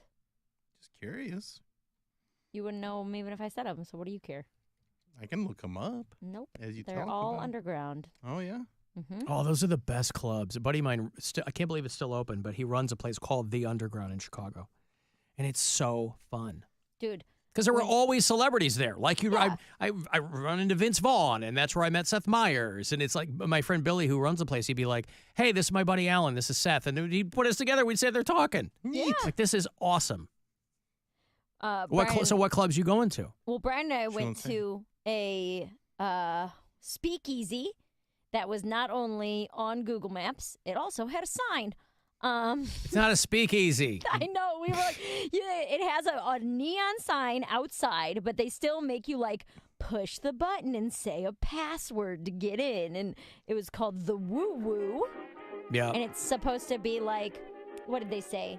The seedy, sultry underground of sex in the 80s in New York City. So it was all sex themed. And like all the names of them. So you were instantly uncomfortable. Well, I didn't know that when we went there, but yeah. I mean, they were playing like 80s music and had you hate 80s movies music. playing. Yeah. I know. I was just not Not the well, bar because it's for not you. advertised as any of that. It just says like the Woo Woo Speakeasy or whatever. And we go in and like they have like Kama Sutra positions on their menu, and each one is named after like a pun of an 80s movie, but about sex. Mm-hmm. Yeah.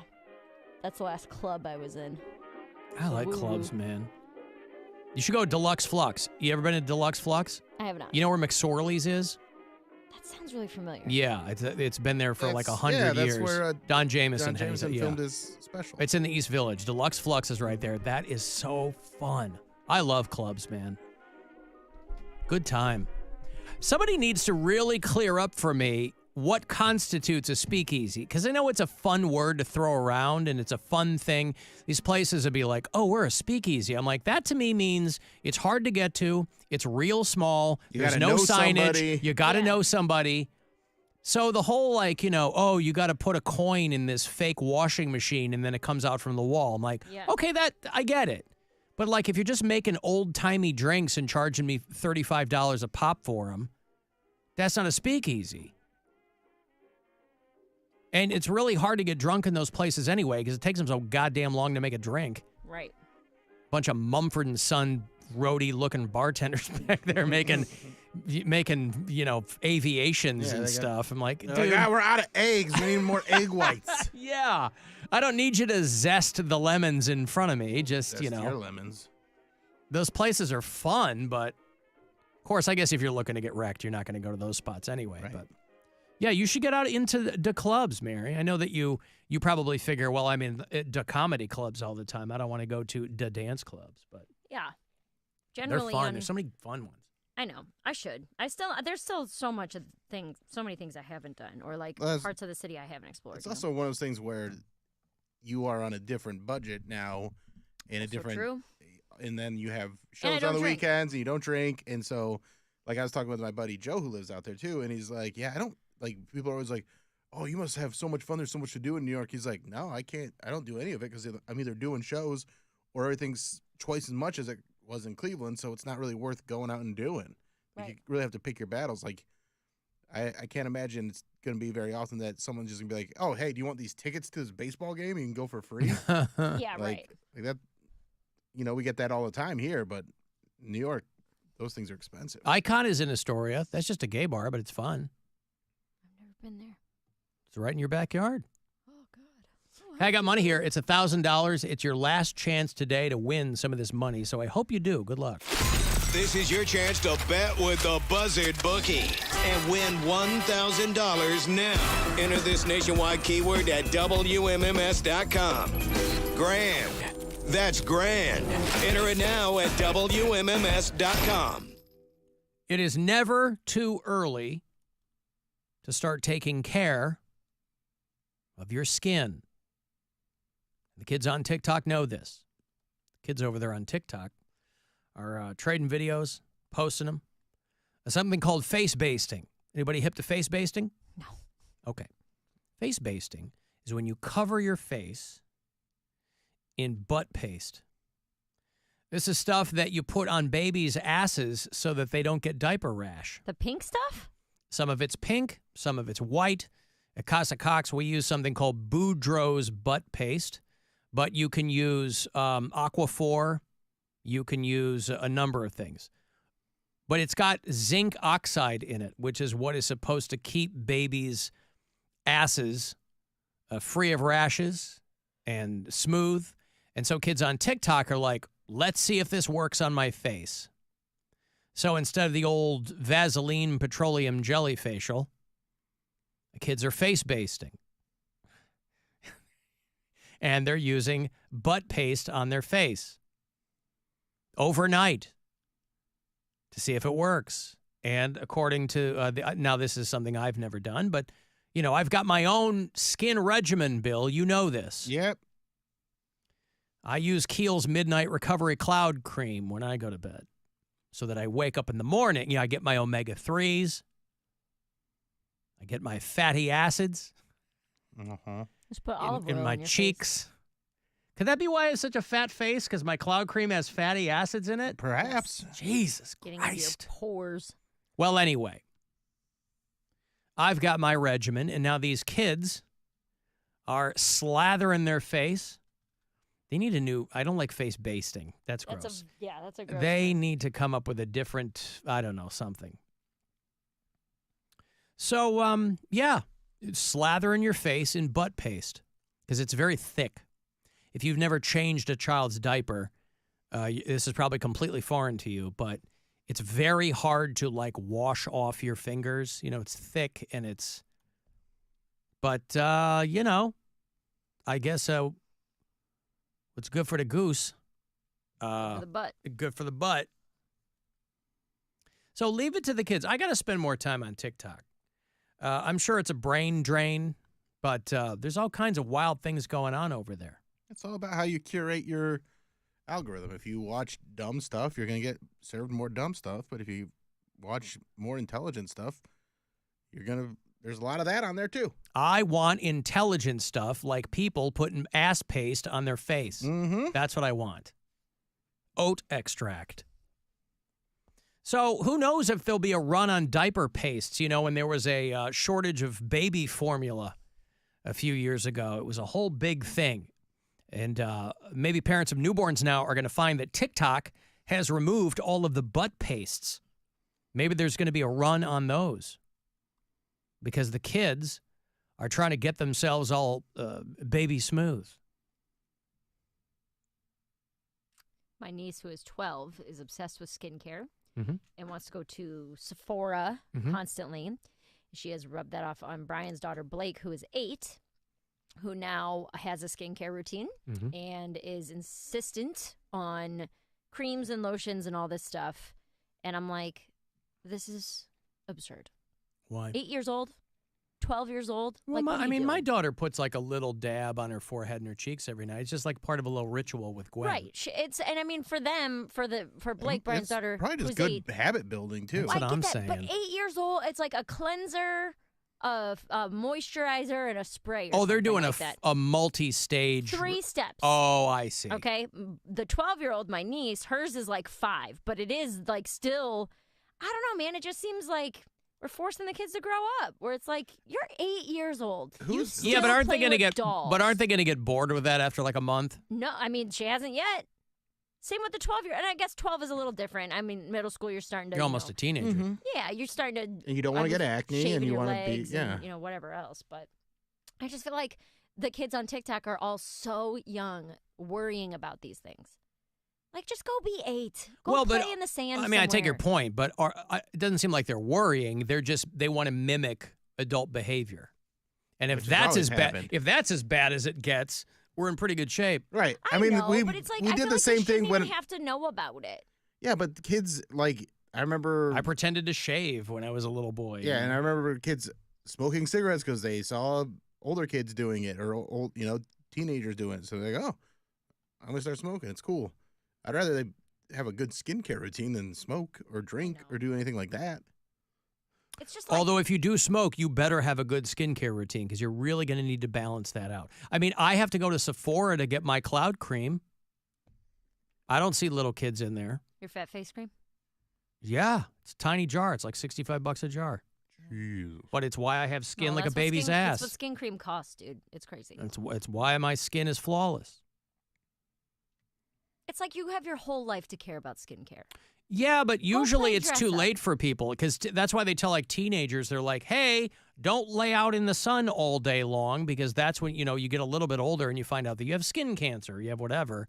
By the time you hit like your 40s and 50s, that's less of a concern. But It's just going to be a part of their routine the same way. I don't know. Like, I don't mind kids having a skincare routine. I get that it's like a weird, my like thing it's is, a like, it trendy just- thing. Don't grow up too fast. Like, just be a little kid. You don't need to be worried about your skincare at 8 years old or 12 I remember years when old. my dad taught me to shave. We were both in the bathroom, both had one leg up because we're trying to get right down in there, right, Bill? Trying to Yeah, I get make it. sure And it's that- super smooth and yeah. Just the way your mom likes it. Shut up, Bill. Hey, you tell me about your dad shaving his balls and teaching you to do it. I imagine my your dear mom departed likes it. father, how dare you? Mm-hmm. How dare you cast aspersions on my mother's? I don't know what my mom liked. I don't want to know what my mom liked. Do you think there was a time when people were talking like, I don't know, these kids are brushing their teeth every night and morning? What's going on? How dare you? Oh, you're going to keep all your teeth. You don't No. want any of them to fall out. Oh, okay. Mr. Big Shot over here. He wants to eat corn on the cob well into his life. How dare you? It's good. I got a break. I want to text 35192. You can still watch, if you like, the live stream at alancoxshow.com. It's the Alan Cox Show on 100.7 WMMS.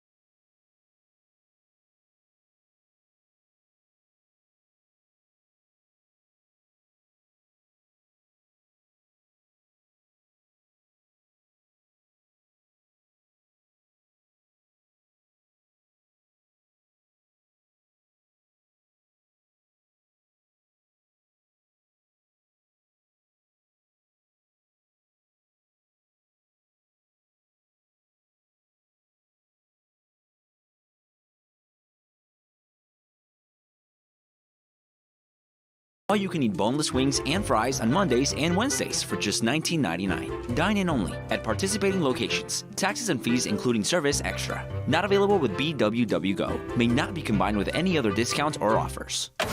This is The Buzzard. From the Bath Authority Studios. The Buzzard. The home of the Buzzard. This is 100.7 WMMS. Cleveland. Call the Alan Cox Show. Eat that, you piece of crap. 216-578-1007 or 1-800-348-1007.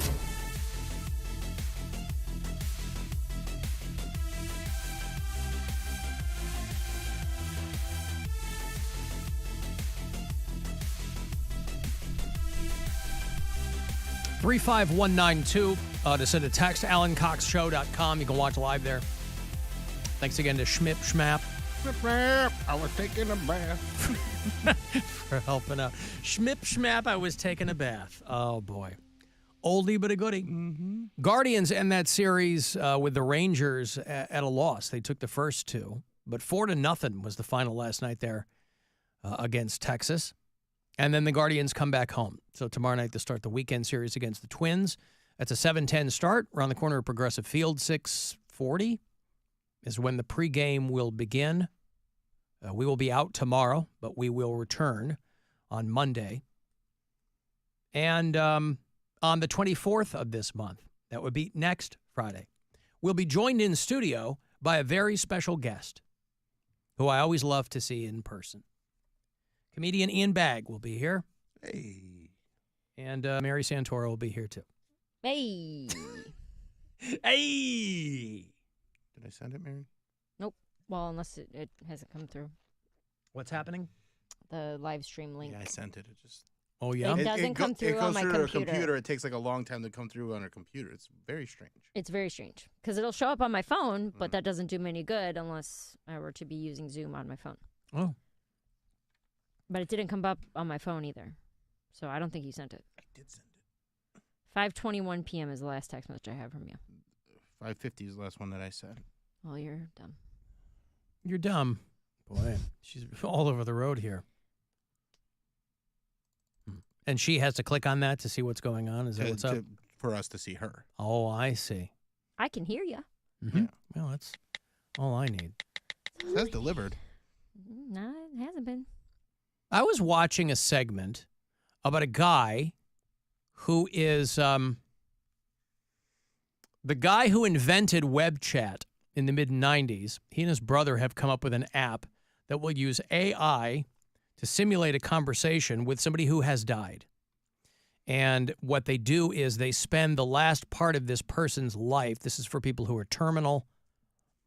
They spend the last part of people's lives kind of filling this AI full of the person's data and conversations and things so that the family, after this person has passed, can still converse with their past loved one. And it all seems kind of gross to me. I mean, you can do whatever you want to do. I understand that it's difficult to, let people go. Wasn't there a show on Amazon about this? Probably. Basically, I think it's called Loaded or something, where they basically make an AI version of you that lives on. Yeah, but is that like in a robot body or something? No, it's like in like a different, like you can basically FaceTime with each other and then they can come into your world, but you can't go into theirs. I see. Like they can get on like 3D virtual reality that like makes it seem like they're in that reality with you. And well, this story is about I think he's a German guy who is set to be the first person in the world to be preserved through artificial intelligence. This is how we live forever. Yeah, but we're not supposed to. I mean, if it's we're not. If it's but we kind of are. If it's vampires biting us, I'll take the Oh, bite. you're cool with that? Of course. Not being a robot? No. I want to be in my body. Well, you can't.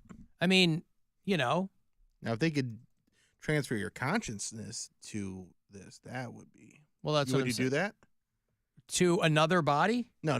It's you. They can take your consciousness and transfer it into a computer. That way, you can still.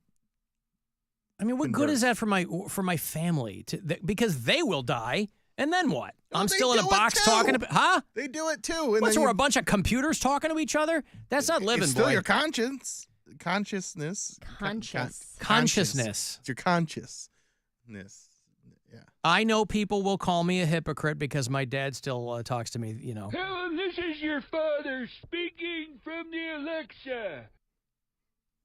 But this guy is, well, I'll play a little bit here. His lessons to leave to his wife and children, all with the help of Eternos. They call themselves a legacy AI platform.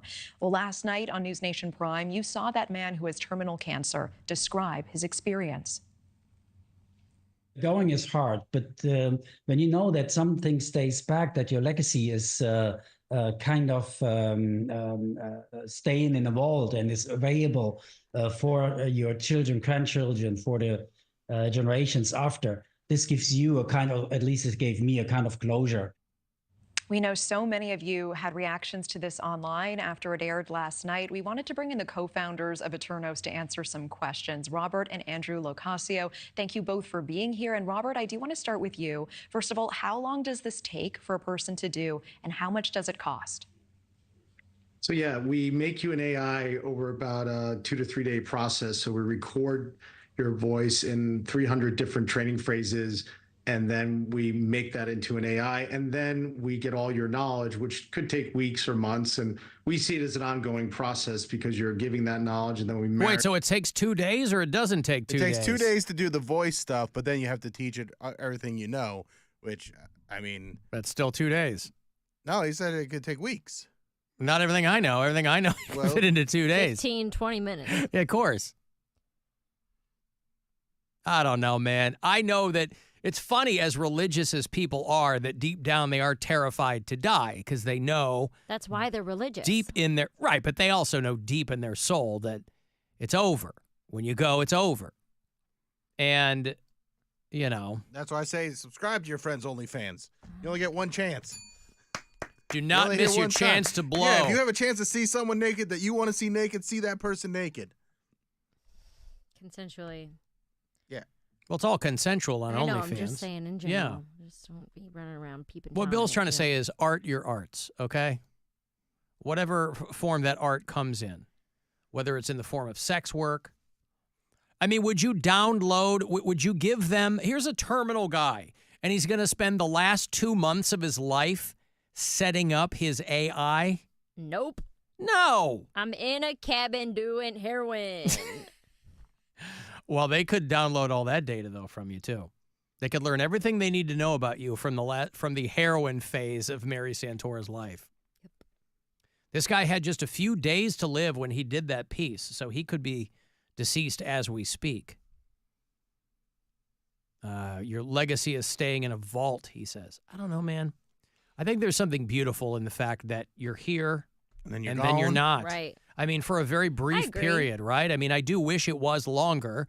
I would love to live as long as I can, but... Not if your body stops working at 95 and you live to be 130. 40 years of being in pain and everything sucks. You smell Well, I think weird. I don't think any of us are near the technology to have us live 130 years. I mean, but this is $15,000 to do. Yeah, but those kids that washed their face already, they could. Yeah, they could. So not only are you taking the last couple of months, with these guys, but you're giving them $15,000 that's not going to be left to your family. Right. Because they're pumping you into an AI. Listen, it's your life. You can do whatever you want to do. But I don't know. If they could take this and put it into it, obviously the way this technology goes, at some point, probably in the far off future, it will be like the movies, right? Where they'll just inject someone's consciousness. Because, data scientists and biomedical engineers and stuff like that, they're always talking about how, well, if the brain is just neurons firing and it's chemicals and it's wiring for your body, then conceivably, why couldn't we download someone's consciousness into something else? I'm way too dumb to even be able to begin to understand that. On its surface, people go, oh, that makes sense. I don't know that it does. But if you could just the right interface. Well, it's like, what's the show on Netflix I was watching? I was way behind on it. It was called Altered Carbon. Uh-huh. I didn't watch it when it was first run, but Joel Kinnaman was in it, and then Anthony Mackie was in the second season, where they just, the bodies are called sleeves, and they just put this chip in the neck, and then you're in another body. But as long as you can pay for it, you can live forever. Nice. That would be cool. I would do that. That's kind of what I was saying. But yeah, like, but would you wait? What if they could just download you, but they don't have the technology to put you in another body yet? Would you wait it out? Like, you mean like Ted Williams' head in the cryotube? Yeah, but you're like alive. You're just running a. Is he dying right now? Why are you bringing this up, Alan? That was coughing. That was him. That was Alan. No, I coughed. Oh.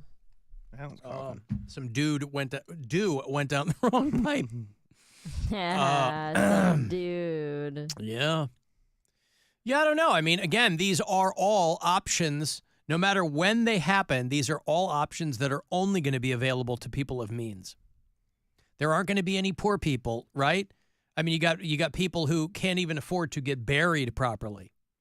They don't have $15,000 to have their consciousness downloaded into something. Alan, that's not consciousness. It's responses generated by an algorithm. Well, yeah, we know well, that. yeah, that's baked into the cake. Yeah, I mean, they're just using the words that are currently available to us in the discourse. But, I mean, it's not... It's like the Goose called to explain speakeasies to us. Yo, guys, it's the Goose.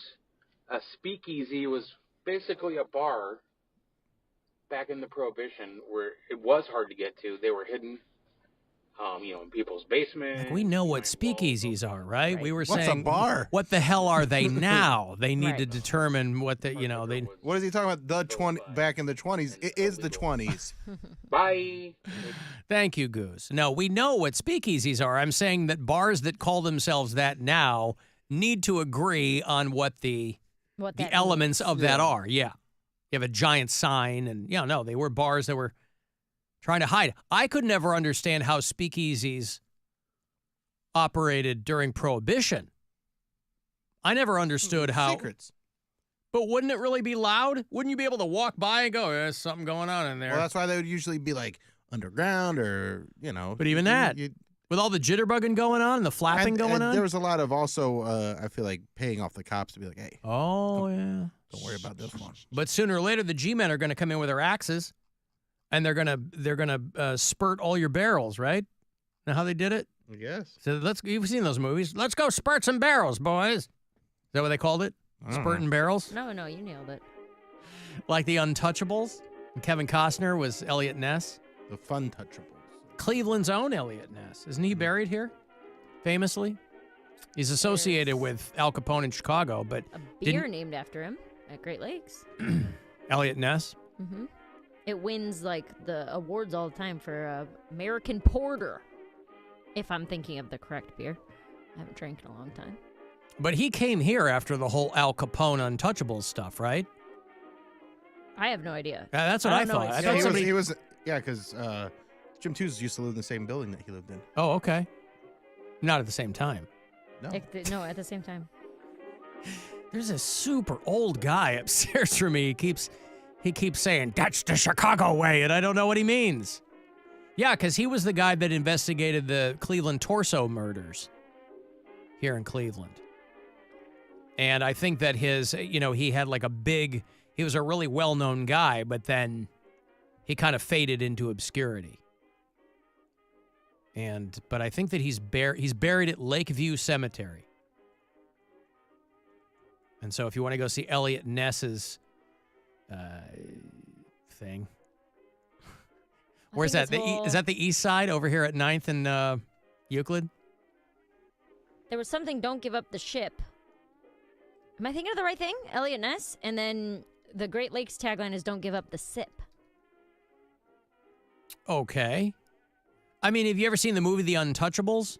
A million years ago, I saw it. Right. I mean, it's mid-'80s, I think, late 80s. I know that at one point, someone wrote Untouchables on the wall and then crossed out the un. And it said Touchables. I get it. Wait a minute. Isn't that the movie where Bruce Willis goes to drown in a pool or something? That's like, he Unbreakable. Can't die? Unbreakable. Yeah. Thinking of the wrong movie. Then I think maybe that was the movie where it said Unbreakable and they crossed out the un. Ah, all right. Don't give up the ship was reportedly the last utterance of Captain James Lawrence as he lay dying aboard the U.S. frigate Chesapeake. The Commodore Perry flag. Commodore Perry is don't give up the sip. Ship. Well, the beer Commodore Perry is don't give up the sip. Yeah. Mary, I emailed the link. It's 6:05. None of my texts. Did you get my text? One. What it is? Is it I'll- coming through one? It says, "Is this coming through?" But I sent it a bunch of times, and it says not delivered a bunch of times. No, I'm trying to text everybody, and nothing's going through on my phone or my computer. Ooh, I wonder if it's New York. Maybe. Cyber attack. Geostorm. Cyber attack. Cyber Might be attack. it might attack. be. Cyber. Well, I hope not, because if my phone doesn't work, I can't get to my show. I don't know where the hell I'm going. We're still supposed to be getting a solar flare fallout this week, too. Maybe it's that. Maybe it's more coronal ejections that are jamming you up. It might be. But what I know is nothing is working. And it's very frustrating. You can look up the directions right now on your computer. Yeah. Alan Elliott Ness busted my grandmother for bathtub wine. Hell yeah. But he let her slide since it was just small family batches during Prohibition. Yeah, I bet that's why he let your grandma slide. She's a whore. I didn't say that. I didn't either. Good grief. I heard something whisper that. It couldn't have been you, but... She just knows how to negotiate. Yes. Don't make her a whore. Why didn't she get into this wine with me? How about that? Let's see what happens. Let's talk about it and see what comes up. I never ever wanted to be a man. I wanted to be a pretty lady. Is your whole body untouchable? Or just parts of it? I'm not untouchable. My flag says don't give up the slip. Whoa. Look right under there and you'll find something. If you can make it past the cotton, you can... I don't certainly want to cast aspersions on your grandmother's good name, sir or madam.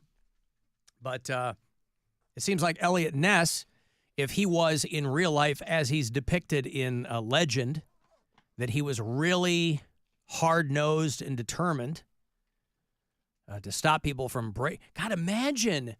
It's almost unfathomable to think of a time in this country where they outlawed alcohol. Right? Prohibition.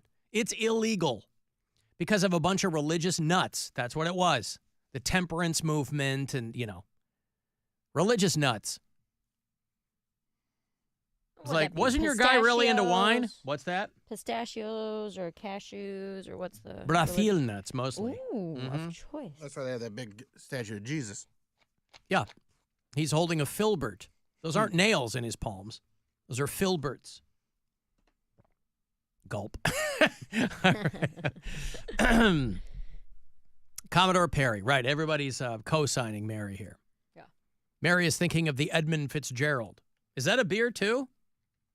Yeah. Are they naming beers after just shipwrecks and stuff? Yeah. Oh, they are? So is Edmund Fitzgerald the porter that I'm thinking of then? I don't remember. I haven't had a... Mary is thinking of Edmund Fitzgerald Porter. Yes, that's the one That's that a wins. guy, isn't it? Isn't Edmund Porter? Now, no, because on it is a boat. A boat. Our Porter's bittersweet tribute to the legendary freighter's fallen crew. Elliot Ness is buried at Lakeview Cemetery in Little Italy. People leave Great Lakes beer bottles on his grave. Well, that's nice. Come on, man. That's a cool cemetery. I got to get over there.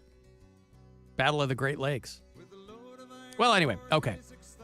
I wonder if this person's grandmother is buried with Elliot Ness. Maybe they just couldn't be separated after that. She shuffled off her mortal coil at the hands of Elliot Ness and bathtub wine. I got a break. Yes? No, that was a hiccup, like an Allen burp. All right. You guys have to leave, or what's going on? I got it going. All right. No, I'm good. Unless you want me to. Just gonna hang out. Whatever you want. All right, we'll come back. We'll wrap up. I want to get the last word in. Shoot me a text, 35192. The Alan Cox Show. On our free iHeartRadio app and your favorite smart device.